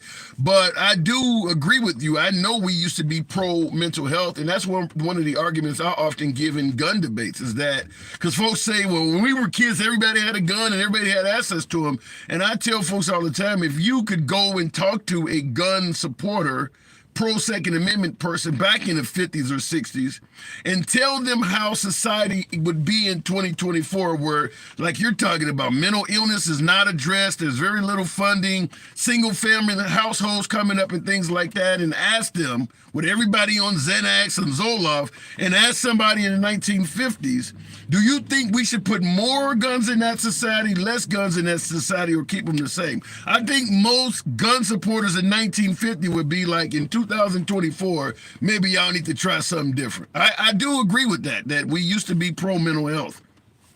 Yeah, I mean, the irony of it was Reagan was shot by someone who's undiagnosed with mental illness right after he passed that. Yeah. I mean, so it was kind of like it came back to bite him. When he did that in California. That's crazy. he extended that program nationally. Wow. And I will say that's his opinion on stem cells. The reason that he gave that was to give the wealthy tax cuts, which wasn't given to the middle class. So that is history. That has been the continuing destructuring of government ever since. Well, I will say this in regards to getting rid of funding for mental health. That's the pushback that I often give when folks suggest that instead of sending money to the Ukraine or these other countries, we need to take care of people in this country. And I often say there's no history of doing that. Everybody, anytime you talk about doing something for people in this country, not overseas, the common response is, who is going to pay for it? Because nobody wants to pay for it. So there is no example of us actually taking care of Americans. I think it's just a talking point. It's been shifted. I mean, essentially, that money that we spend on the military, which is 80-some cents per dollar, that needs to go to helping veterans. We wouldn't have homeless vets if we spent that money responsibly, taking care of people who have served our country. And any veteran and Trump is even further trying to cut those benefits. Every GOP administration has cut veterans' benefits. That's history. Wow. Democrats have done the opposite. So any veteran that comes up and says they support Trump because of that is basically hurting themselves. So in regards to the actual topic, though, do you see Trump, his new sneakers that he has out, $399 a pop or something like that, being something that would resonate with the black community because African Americans like sneakers? It's just a ruse. It's irrelevant. Let's look at reality. Trump will be broke by the end of next month. Right now, he's accruing $78,000 per day in interest on a $330. It's more. Now you corrected me. I'll correct you. It's actually more than that. I read an article this morning. It's over 100,000. 2.6 million a month in interest. Well, if you include the Gene Carroll. Oh, then it's even worse. Yeah, then it's even worse. Well, if you include everything, yes. But I mean, for just the last judgment in New York State, it's about 87,000. If you end the Carroll one, he has the end of the month to come up with the Gene Carroll money. He also has to come up, and according to Forbes, he's only worth $2 billion. He turned a $9 billion inheritance into $2 billion. Anybody who says he's a smart businessman is full of shit. I don't know if there's confirmation that he inherited $9 billion. He claims it was $1 million loan from his father, and he turned it into an empire. It doesn't. But his father was worth $9 billion when he was deceased. I'm sure that went to Trump because Trump pushed his way out of, and that's according to Forbes Independent. Forbes now says Donald Trump is worth $2 billion. He has to pay this judgment, which, that money, I'm guaranteed a lot of it is in mortgages. He's not going to be able to come up with that cash. So I think anything that Trump does is absolutely irrelevant because he's not going to have the money. He's going to grift. He's going to start licensing. You're going to start selling, selling pieces of his diaper. Who knows? What about the claims? He does not have the cash. But but is this a witch hunt to destroy the man? What about the claims that the lawsuit, particularly Letitia James, $335 million, folks are suggesting there was little to no victims. The lawsuit is excessive. It's historic. Do you see that as being excessive in any way? No, the victims were taxpayers. The victims were people who take a loan out for a bank because they're paying highest interest rates. If he would have lost those loans, and he's done this before, if you think of the 80s Trump, he lost all his money because he failed at businesses. He was flat broke in the 80s, and then he resurrected himself. Let me ask it to you this way. Now, what Letitia James won on him is stuff that goes back years about him playing games with the numbers. If he wasn't president, do you think he would have got charged with that? If he wasn't running for president, you think they still would have got him? And if you work for the federal government, you should absolutely expect anybody in the FBI or anybody to do a background check on you, and especially if you're in a high level of government. Yeah, thank you, Allah. I don't know. I gotta challenge that, Bill. Hear me out. You're going to get a background check. They're going to go through a fine-tooth comb to make sure you are not compromised. In doing that same process, like any one of us who got a job if you become a teacher, if you become a law clerk, they are going to do a background check. He went through that same process any one of us has had to do, and they found issues. I don't know, because I'm thinking that if he didn't run for president, they would have probably worked with him on the side, had him pay a few $1 million, and it would have went away. I really do believe, and listen, I lean left, but I really do believe that when you run for president, people treat you differently than if you're an average citizen. I mean, he owned New York, had a lot of friends and business partners in New York. They would have took a few bucks. And they did. I mean, the history is there. They did treat him differently, and they didn't charge him until after his presidency was over. He is a citizen now, and we found wrongdoing. There was wrongdoing found. And if you look at the cases, all one has to do to realize is just look at the latest indictment that came out of New York. He said that on a property that had no houses on it, it had 2,500 houses built on it in Scotland. All right. The property value. I mean, all these things are. I mean, it's appeal proof. It's blatant lies, and these people got away with it until now. And so it's like, it's funny how the Trump supporters complain about the rich taking advantage of everybody else. Yet when it happens to their hero, they think it's okay. But it's like let's be equal. He is not above the law. All right, fair enough. All right, Bill, appreciate you coming on. Good talk. Thank you for having me. Hey, anytime. All right, moving the program on. The guy talking BS, they don't want him to run for president, because they can't control him. I believe there's some validity to that. I'm not going to say that Trump is 100% innocent. I do believe what he's being charged with, he is guilty of. However, I do believe it is political as well. Here's my example I often give on the program, and I will certainly want to give a shout out to someone that gave me a super chat before I get into it, but I don't see where it's at. Real quick, Trump babies, Benny the Max Journey. Thank you for that very nice super chat, Benny the Mac from Australia. Wow, my former home country, by the way. I used to live in Brisbane, Coorparoo, Highgate Hill, Kangaroo Point. For anybody who knows about Queensland, even used to hang out up in Caloundra, Noosa, Mooloolaba, all of them places. So, real quick, in regards to whether it's political with Trump, I absolutely believe that if Trump wasn't running for president, a lot of this stuff would not be orbiting around him. But at the same time, like my last caller said, sometimes when the nature of Trump himself brings a lot of this on him as well, like with the documents case, just hand them back. Just hand them back. All of this goes away if you're not being resistive. So I do believe he's also gotten himself into some hot water. But the example I tend to use is if I get pulled over for speeding and start talking shit to the cops, I may drive away with a host of other tickets. Your tints are too dark. Your license plate light is too damn dim. Maybe you got a crack in the windshield. Maybe you got low treads on your tire.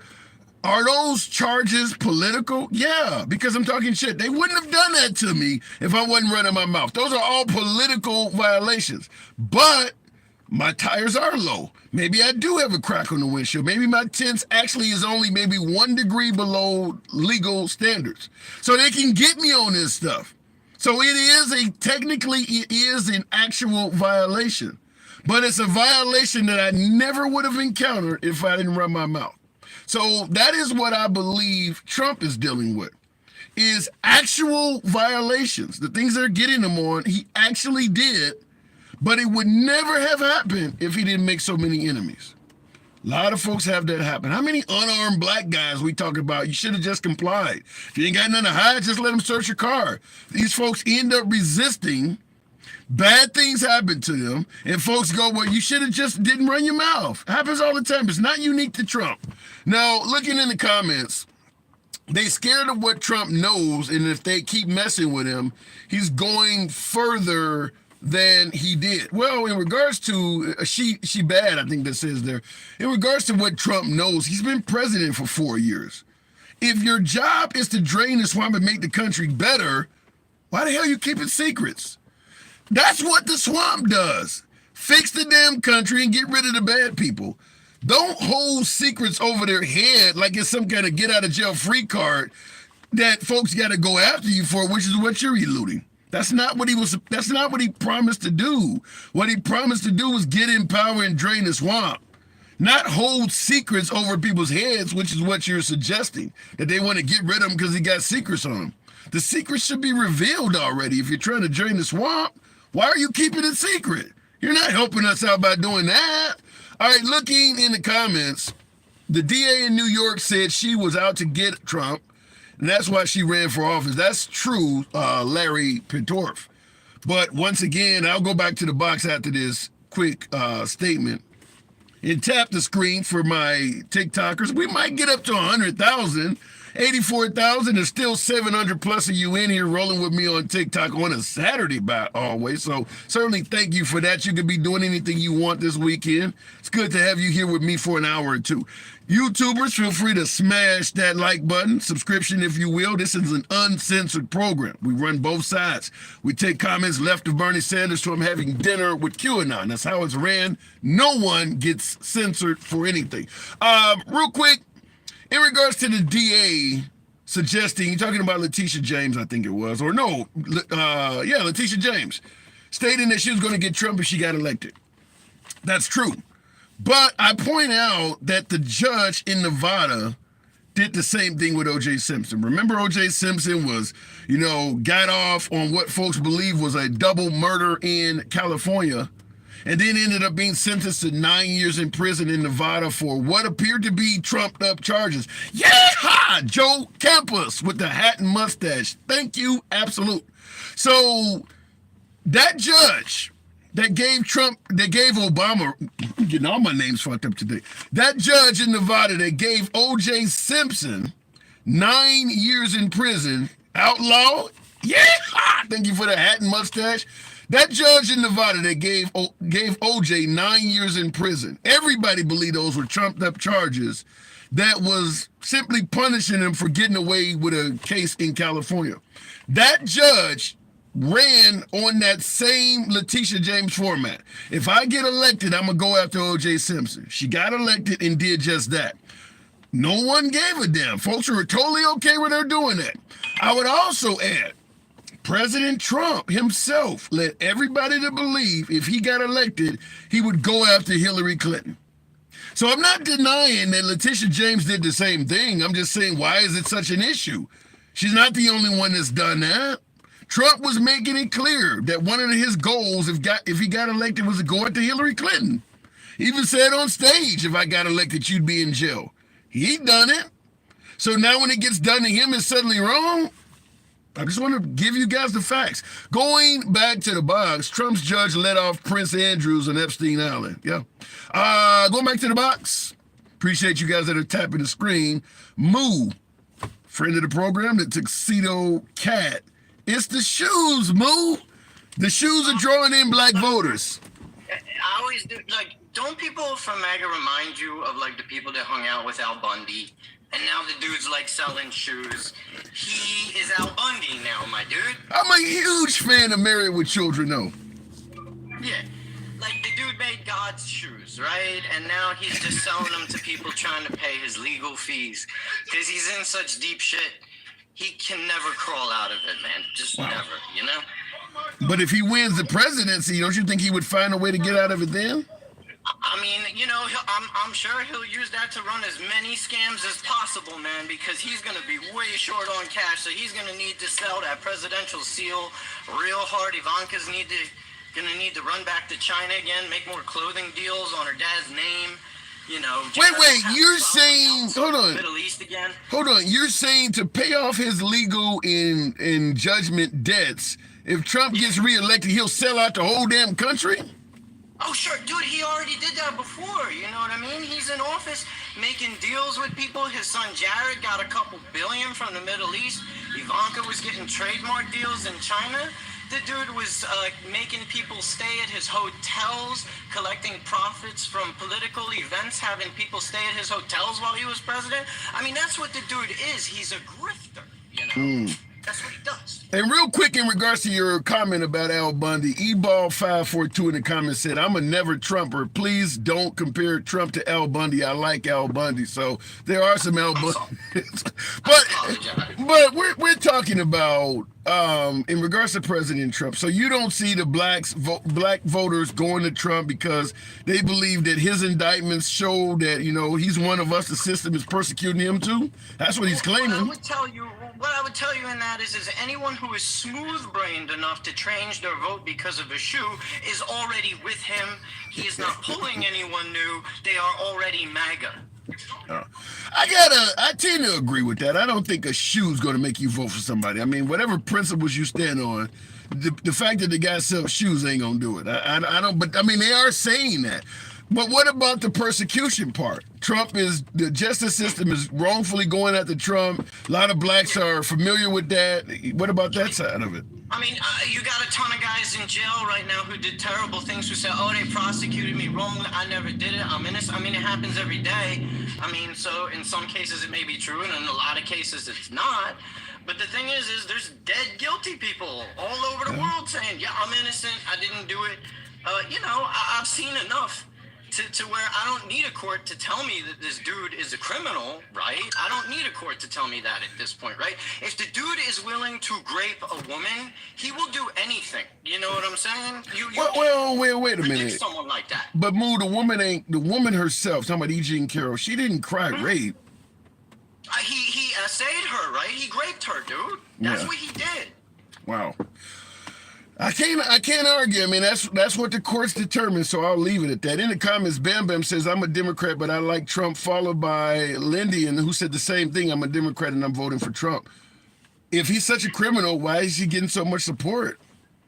I mean, you got scumbags all over the world, right? There's scummy people all over the place who will vote for any kind of person, right? Trump's not alone in being a scumbag. There's plenty of scumbags in America willing to vote for another scumbag, right? That's not uncommon.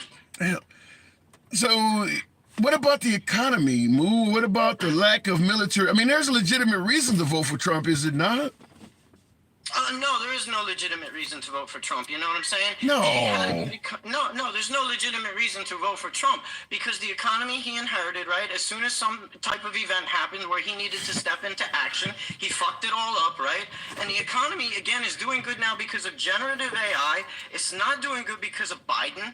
You've literally had the biggest discovery in all of human history happen. So, yeah, the semiconductor industry is booming, and there's literally 7 companies pulling the market up by their bootstraps.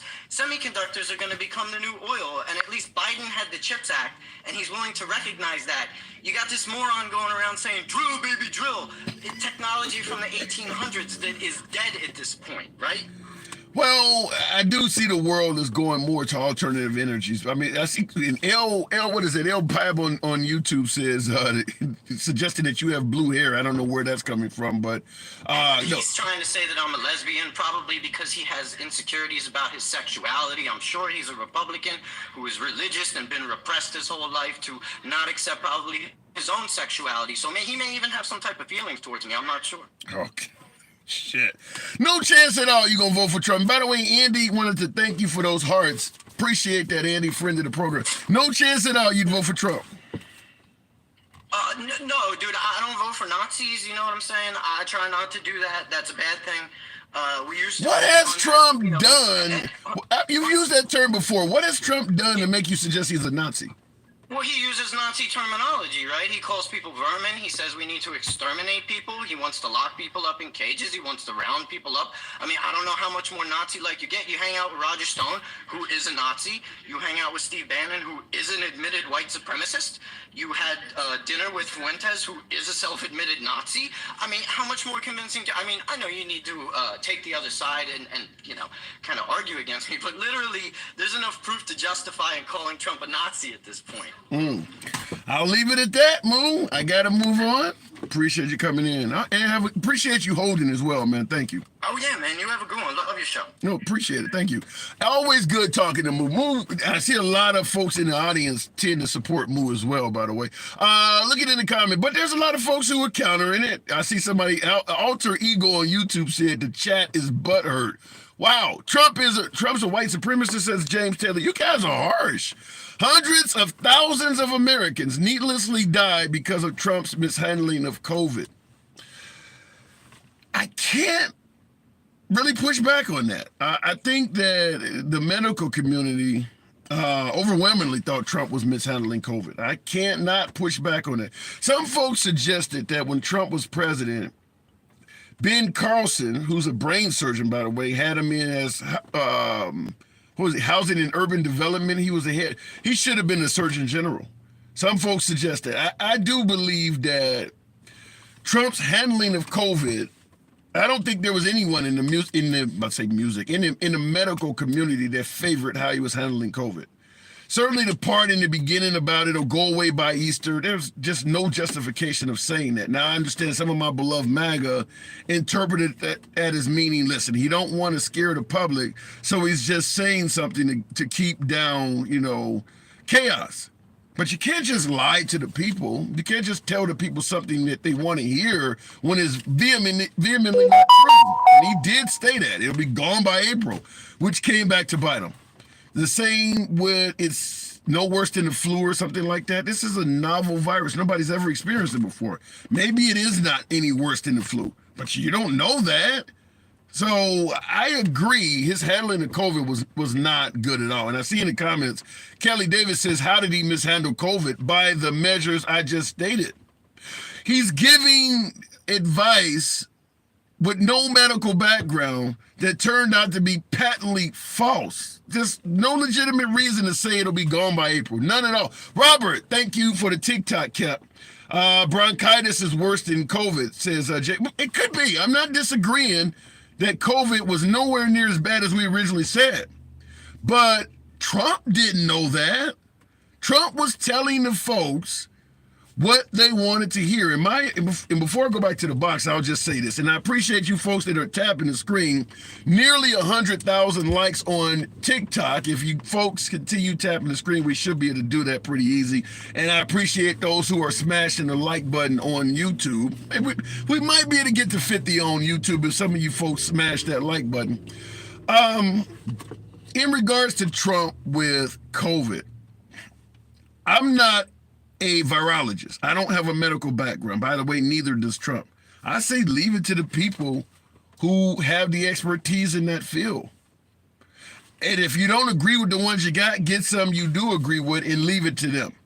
Going on television with Dr. Fauci during the day, standing right beside Dr. Fauci when he says what he thinks you should do, and then going on a Trump rally that same evening and letting the folks yell, fire Dr. Fauci, and making Dr. Fauci look incompetent, Then the next day, going right back on TV with Dr. Fauci and letting him tell people what. That's incompetence.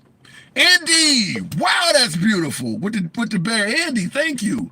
He was about to come up. Appreciate that.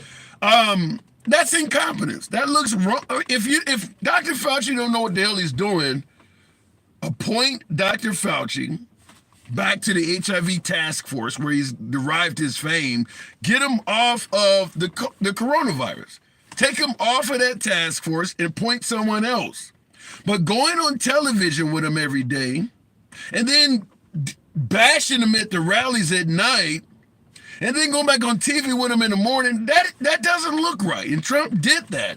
There's no excuse for that. That is mishandling the virus. When folks ask, well, how did he mishandle it? Doing that.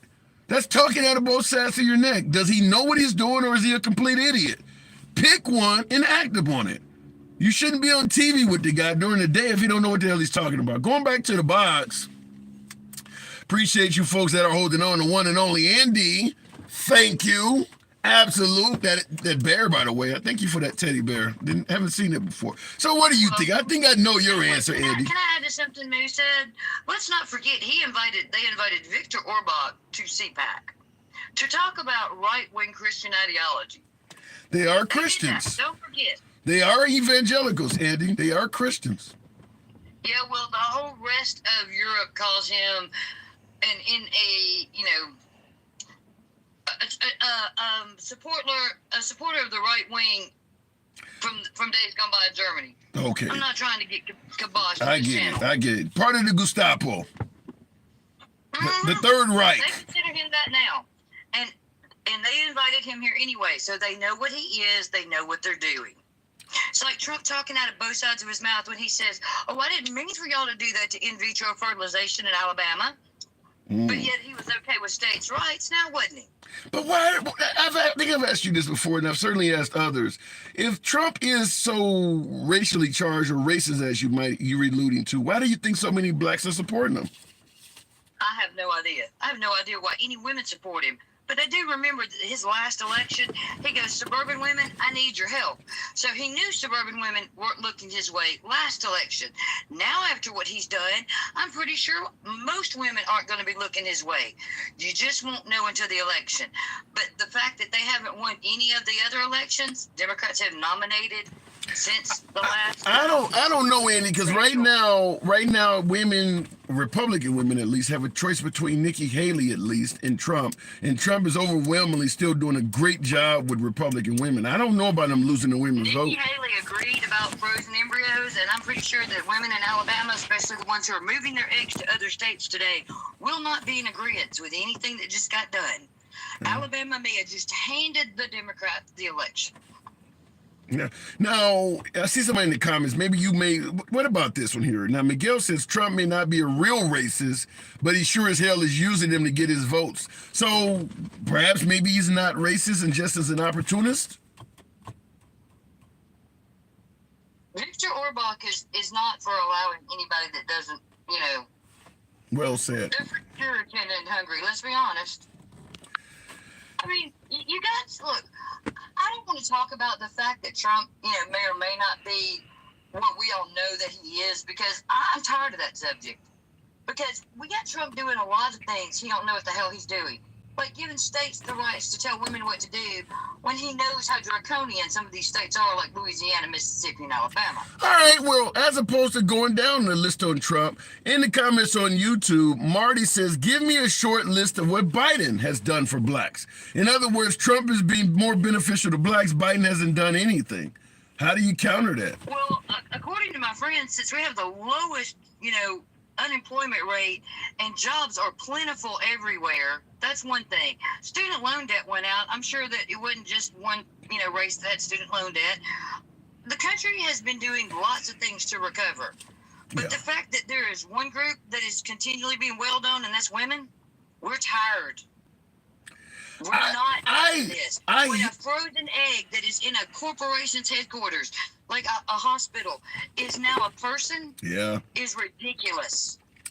I hear you, Andy. I think you're making sense from that aspect, but I got to see come election time. I don't know. Women may actually disappoint you. There's still a hell of a lot of Republican women out there that's supporting Trump. I don't know. You seen Alabama's headlines? I don't think so.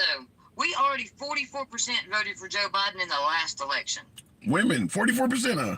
But that still means more women. Alabama voted for Joe Biden in the last election. This could easily push him over the edge. Alabamians are not. We sent Doug Jones to Donald Trump. You don't think that they won't hold their nose and vote Democrat? They will. They've already proven that. I'm being told that Southern women just follow their husband's choice. Yeah, no, I don't even have my husband's last name. What are they talking about? Well, that does happen a lot. Okay, all right. So you don't buy into that. I'm not property. I don't belong to him. Okay, all right. We are equals. I had a caller on here earlier, Gen Xer, who was saying that once you're pregnant, you should be issued a life certificate, and they should get rid of birth certificates. Yeah, I heard that crap. Yeah, so says a man who can't get pregnant. Yeah. So says a man who probably, if he got a woman pregnant, would freak totally out at his age and not know what to do. I'm just saying. And, you know, from a man who thinks that I should fly over there and make him a sandwich, I doubt he can find the man in the boat, so I don't care. Okay. And I see somebody on YouTube said something in regards to what we're saying. Nope, us women need to sit the heck down and let the man fight. We are failing at women empowerment. It's the worst, miserable women. Let's just stay home. There are some women who don't think women are good at leadership. Well, they're going to be by themselves. Like I said, look at all the last elections. Who won? Democrats. You know why? Because people like Ohio said, hey, we'll let you vote on whether you can have one. And then once they voted yes, they went, oh, we're going to take that back. You don't think those women are going to remember that these candidates were talking about making this national? Really?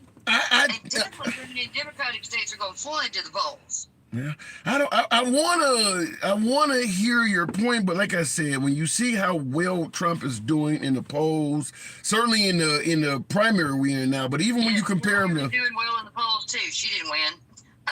The last several elections said they were going to go to Democrats, they didn't win. So you can talk about those polls all day long, but the proof is in the elections. And the elections have gone to Democrats. So you can say what you want to. It's being shown across this country. That's a good point, that the polls have been very, very wrong over the last, I mean, the red wave was completely wrong. And one of the things I brought up, because folks are talking about with the border crisis, New York is likely to go Republican. And I brought up that you see George Santos, the shamed, ousted Republican congressperson. They replaced him with a Democrat in the middle of the border crisis. So New York clearly is not looking red. Historically, the midterms should have gone to the Republicans. I mean, that's historical fact. The fact that they didn't says y'all are a little bit wrong with what y'all think about women. Yeah. And we are half the damn population. Women, if you're still voting Republican in 2024, what the hell are you voting for? Because you're only voting for your own subjugation, and that's a fact. What about the possibility of voting to protect the life of the unborn? Well, you know, if they were actually voting to protect the life of the unborn and not the egg that's in a storage unit, not even in the woman's purview, that'd be different. Now they're saying if a woman can't afford to pay her storage bill on her egg, she's going to go to explain to me how that's right. She can't dispose of it. She can't get rid of it. And some places won't even let her donate it. So what do they want her to do? That's crazy. I have not heard that. That is... Welcome to the Republican Party. This state is run Republican from top to bottom. This is what they have in plan for y'all. Look at the new Alabama Constitution. It does not give women rights. Yeah, This is what Republicans think of us. Yeah, you're in Alabama, so you're in the trenches. So I hear a lot of those fertility clinics are shutting down or something like that there. They already shut down, along with the fact that we're closing labor and delivery rooms. You know, when you criminalize pregnancy, don't be surprised when we're going to have to open the border because we're not going to have any new births in America. Wow. All right, I gotta move it on, but you're painting a disturbing picture, and a lot. I see folks in the comments. Jr. says she is tearing it up. A lot of folks agree with you, Andy. By the way, thank you for that generosity. I certainly saw all of that. Do appreciate that. Have a great day. You too. Enjoy your weekend. All right, looking in the box. Everybody in the comment section. And somebody else says facts. I agree with her, says Sheila. Yeah, I think she would probably resonate with a lot of females for sure. I think that even a lot of right-leaning females are not super happy with the way rolling back Roe v. Wade has went. When me and Gen Xer was talking in regards to the life certificate, replacing the birth certificate, he was suggesting that some of the things I was suggesting that could happen he was saying, well, that's extreme. Well, some of the actual policies that's taking place now are extreme.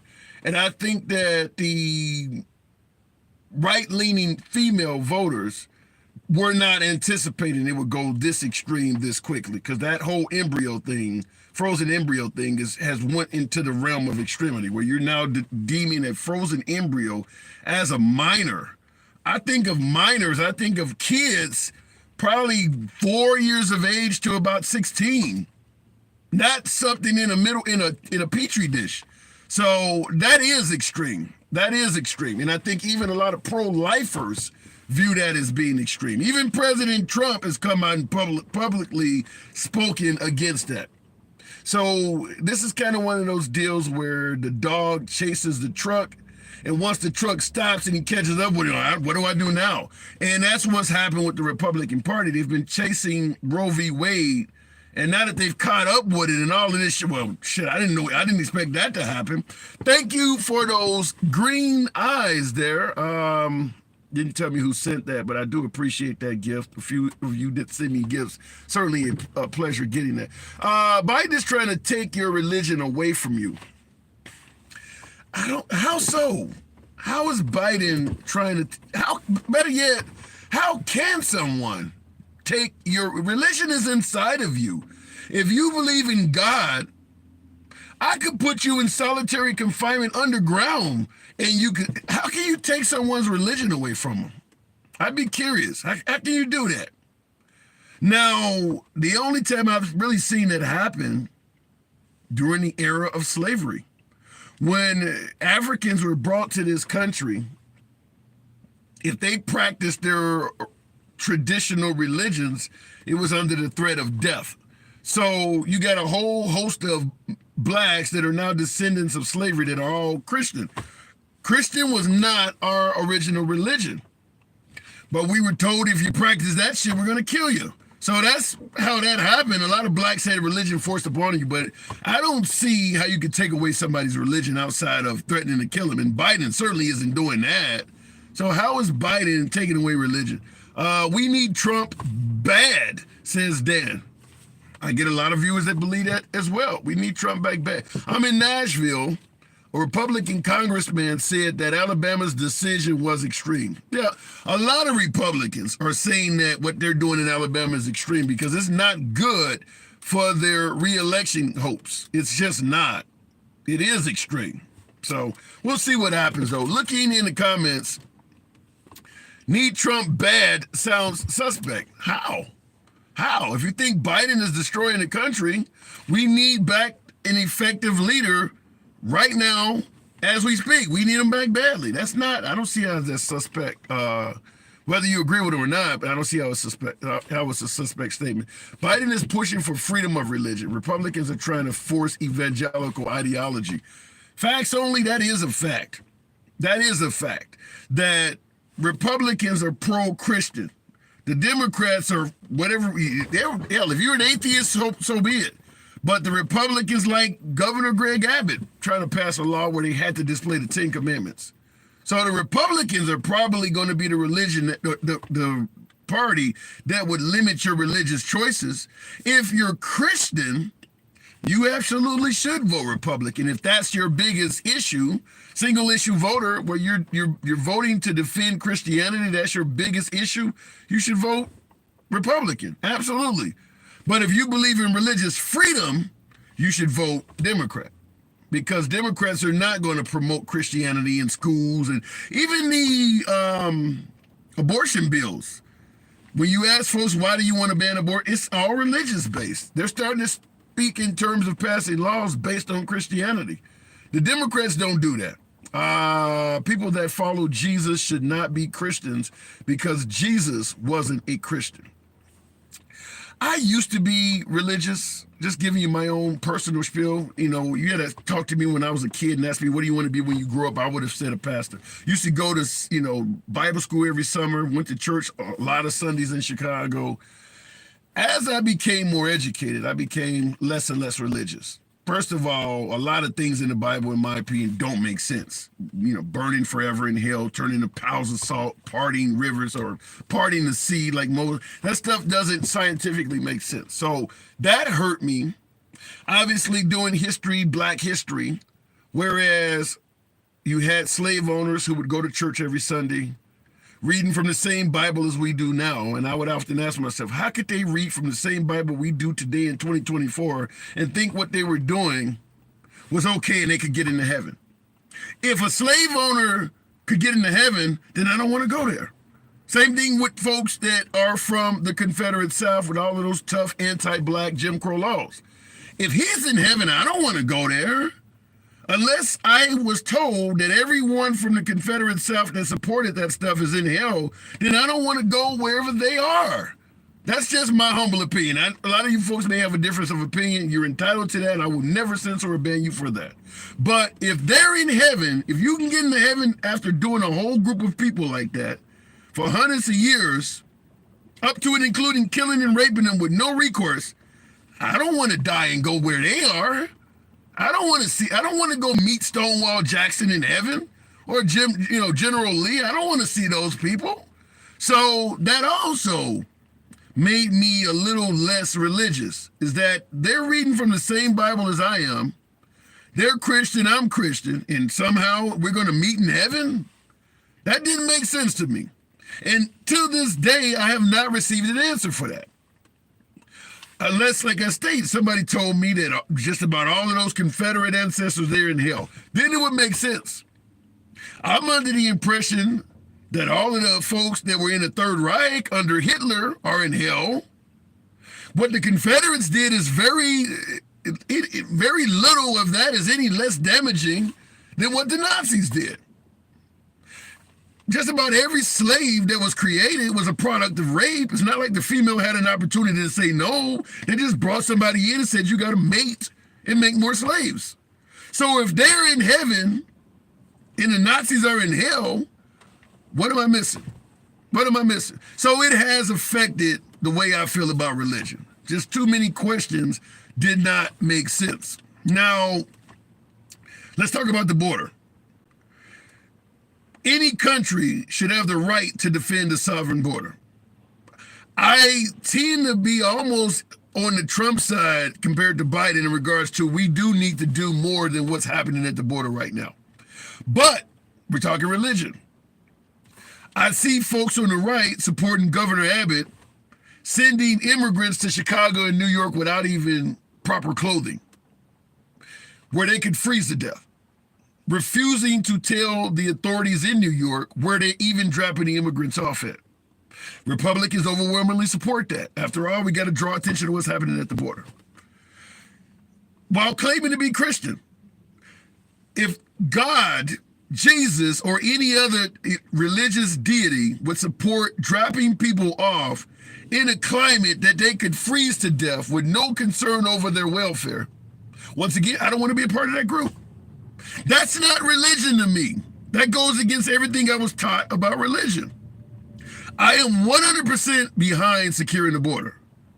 But doing inhumane acts of cruelty to draw attention to it while claiming to be Christian befuddles me, for lack of a better term. It leaves me baffled. So folks are suggesting I'm Christian, I'm a true God-fearing individual, but I support sending immigrants to a freezing climate with no clothes. Something doesn't make sense to me. To me, maybe that makes perfect sense to you, regardless of what side of the aisle you are on. And you are entitled to that opinion. You know we run an uncensored format here. So that doesn't make sense to me.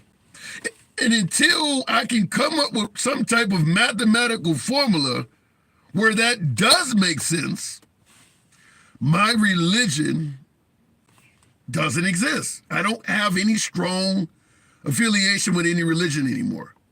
Just too many things as I grew older and older did not make sense. In my opinion, that just comes across as cruel. Tammy Green, thank you for the heart. Thank you for your generosity.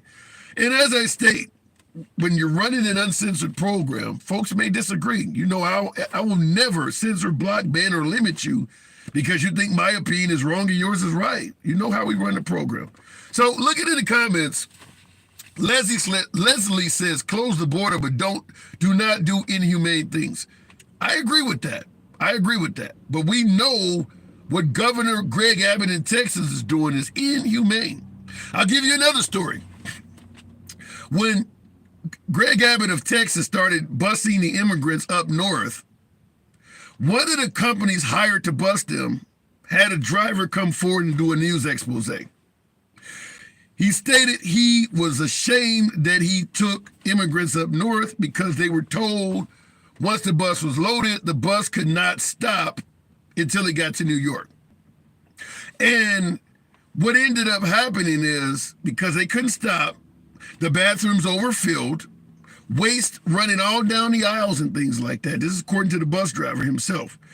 The bathroom immediately, you know, after a few hours on the road with a bus full of people and you don't have a way to empty the waste, the bus toilets and things started overflowing. Waste coming all down the aisle while they're on this charter bus or whatever the nature of it is, on the way to New York. And approaching New York, he received a call that they were going to divert the drop-off point. Turns out Kamala Harris was home over in Martha's Vineyard. They wanted to make a point and drop the immigrants off in front of Kamala Harris's house. But she wasn't going to be home officially for 10 hours. He was ordered to stop the bus, let no one off. Under those dire circumstances, no clothing, no food or anything was given. Stated he used his own money to go and buy pizza for the folks on the bus. 10 hours they had to sit on that bus, wherever it was parked, Walmart parking lot or something like that. They couldn't get off for 10 hours, pissing and shitting on each other, eating what he used his own money to buy before Kamala Harris could get home so that they could make this political point. When he pulled up in front of Kamala Harris's house, he said a Fox News crew was already there. And he like, how the hell did they know where I was going? This is the point that Governor Greg Abbott was trying to make. Just use those folks as pawns without any type of concern for their safety, their health, their well-being, or even if they needed to eat food. Greg Abbott is a Christian. That's what I'm talking about. That has made me loosely associated with religion. That is beyond cruel and inhumane. And to this day, every story I've mentioned like this, a lot of my folks on the right, my beloved MAGA, think it was a good idea to do that. I haven't heard many folks on the right suggest that that was wrong to do that. Hey, he needed to draw some attention to it. What's happening in the state, he needed to treat these people like shit so that everybody knows. That's why I'm not as religious. Anyhow, folks, you know how the show runs. I appreciate the 113,000 likes. If you enjoy civilized dialogue from both sides of the aisle, as we have shown, without any concern of being blocked, banned, or censored, feel free to follow the program for my YouTubers. Smash that like button. A subscription, if you will. Monday through Friday, 1 p.m. Central is when we're generally here. It's your boy Tim, the Handsome Liberal. Catch you later. For you YouTubers, always thank you for tuning in. Certainly that super chat out of Australia was awesome. Where is the video of that? It's an actual article, Marcella. It's an actual article. You should be able to Google the story as I stated and find out the issue. But I guess I'd ask you this. With what Governor Abbott has done to protect the border, Is it really hard to believe what I just suggested is out of the realm of what he would do? I mean, Governor Abbott's been pretty gung-ho protecting the border on a by any means necessary format. Is it really hard to believe he wouldn't do what I just stated? But look it up. I appreciate it if you would. If you find anything false about what I stated, let me know. Email me. My email address is on the page, and I'll come back and apologize and concede the point. But yeah, that is what has affected my religion. Nevertheless, I do appreciate you folks tuning in. I see somebody said he's protecting his taxpayers. Yeah, a lot of folks believe that. Catch you guys later. See you on the next program.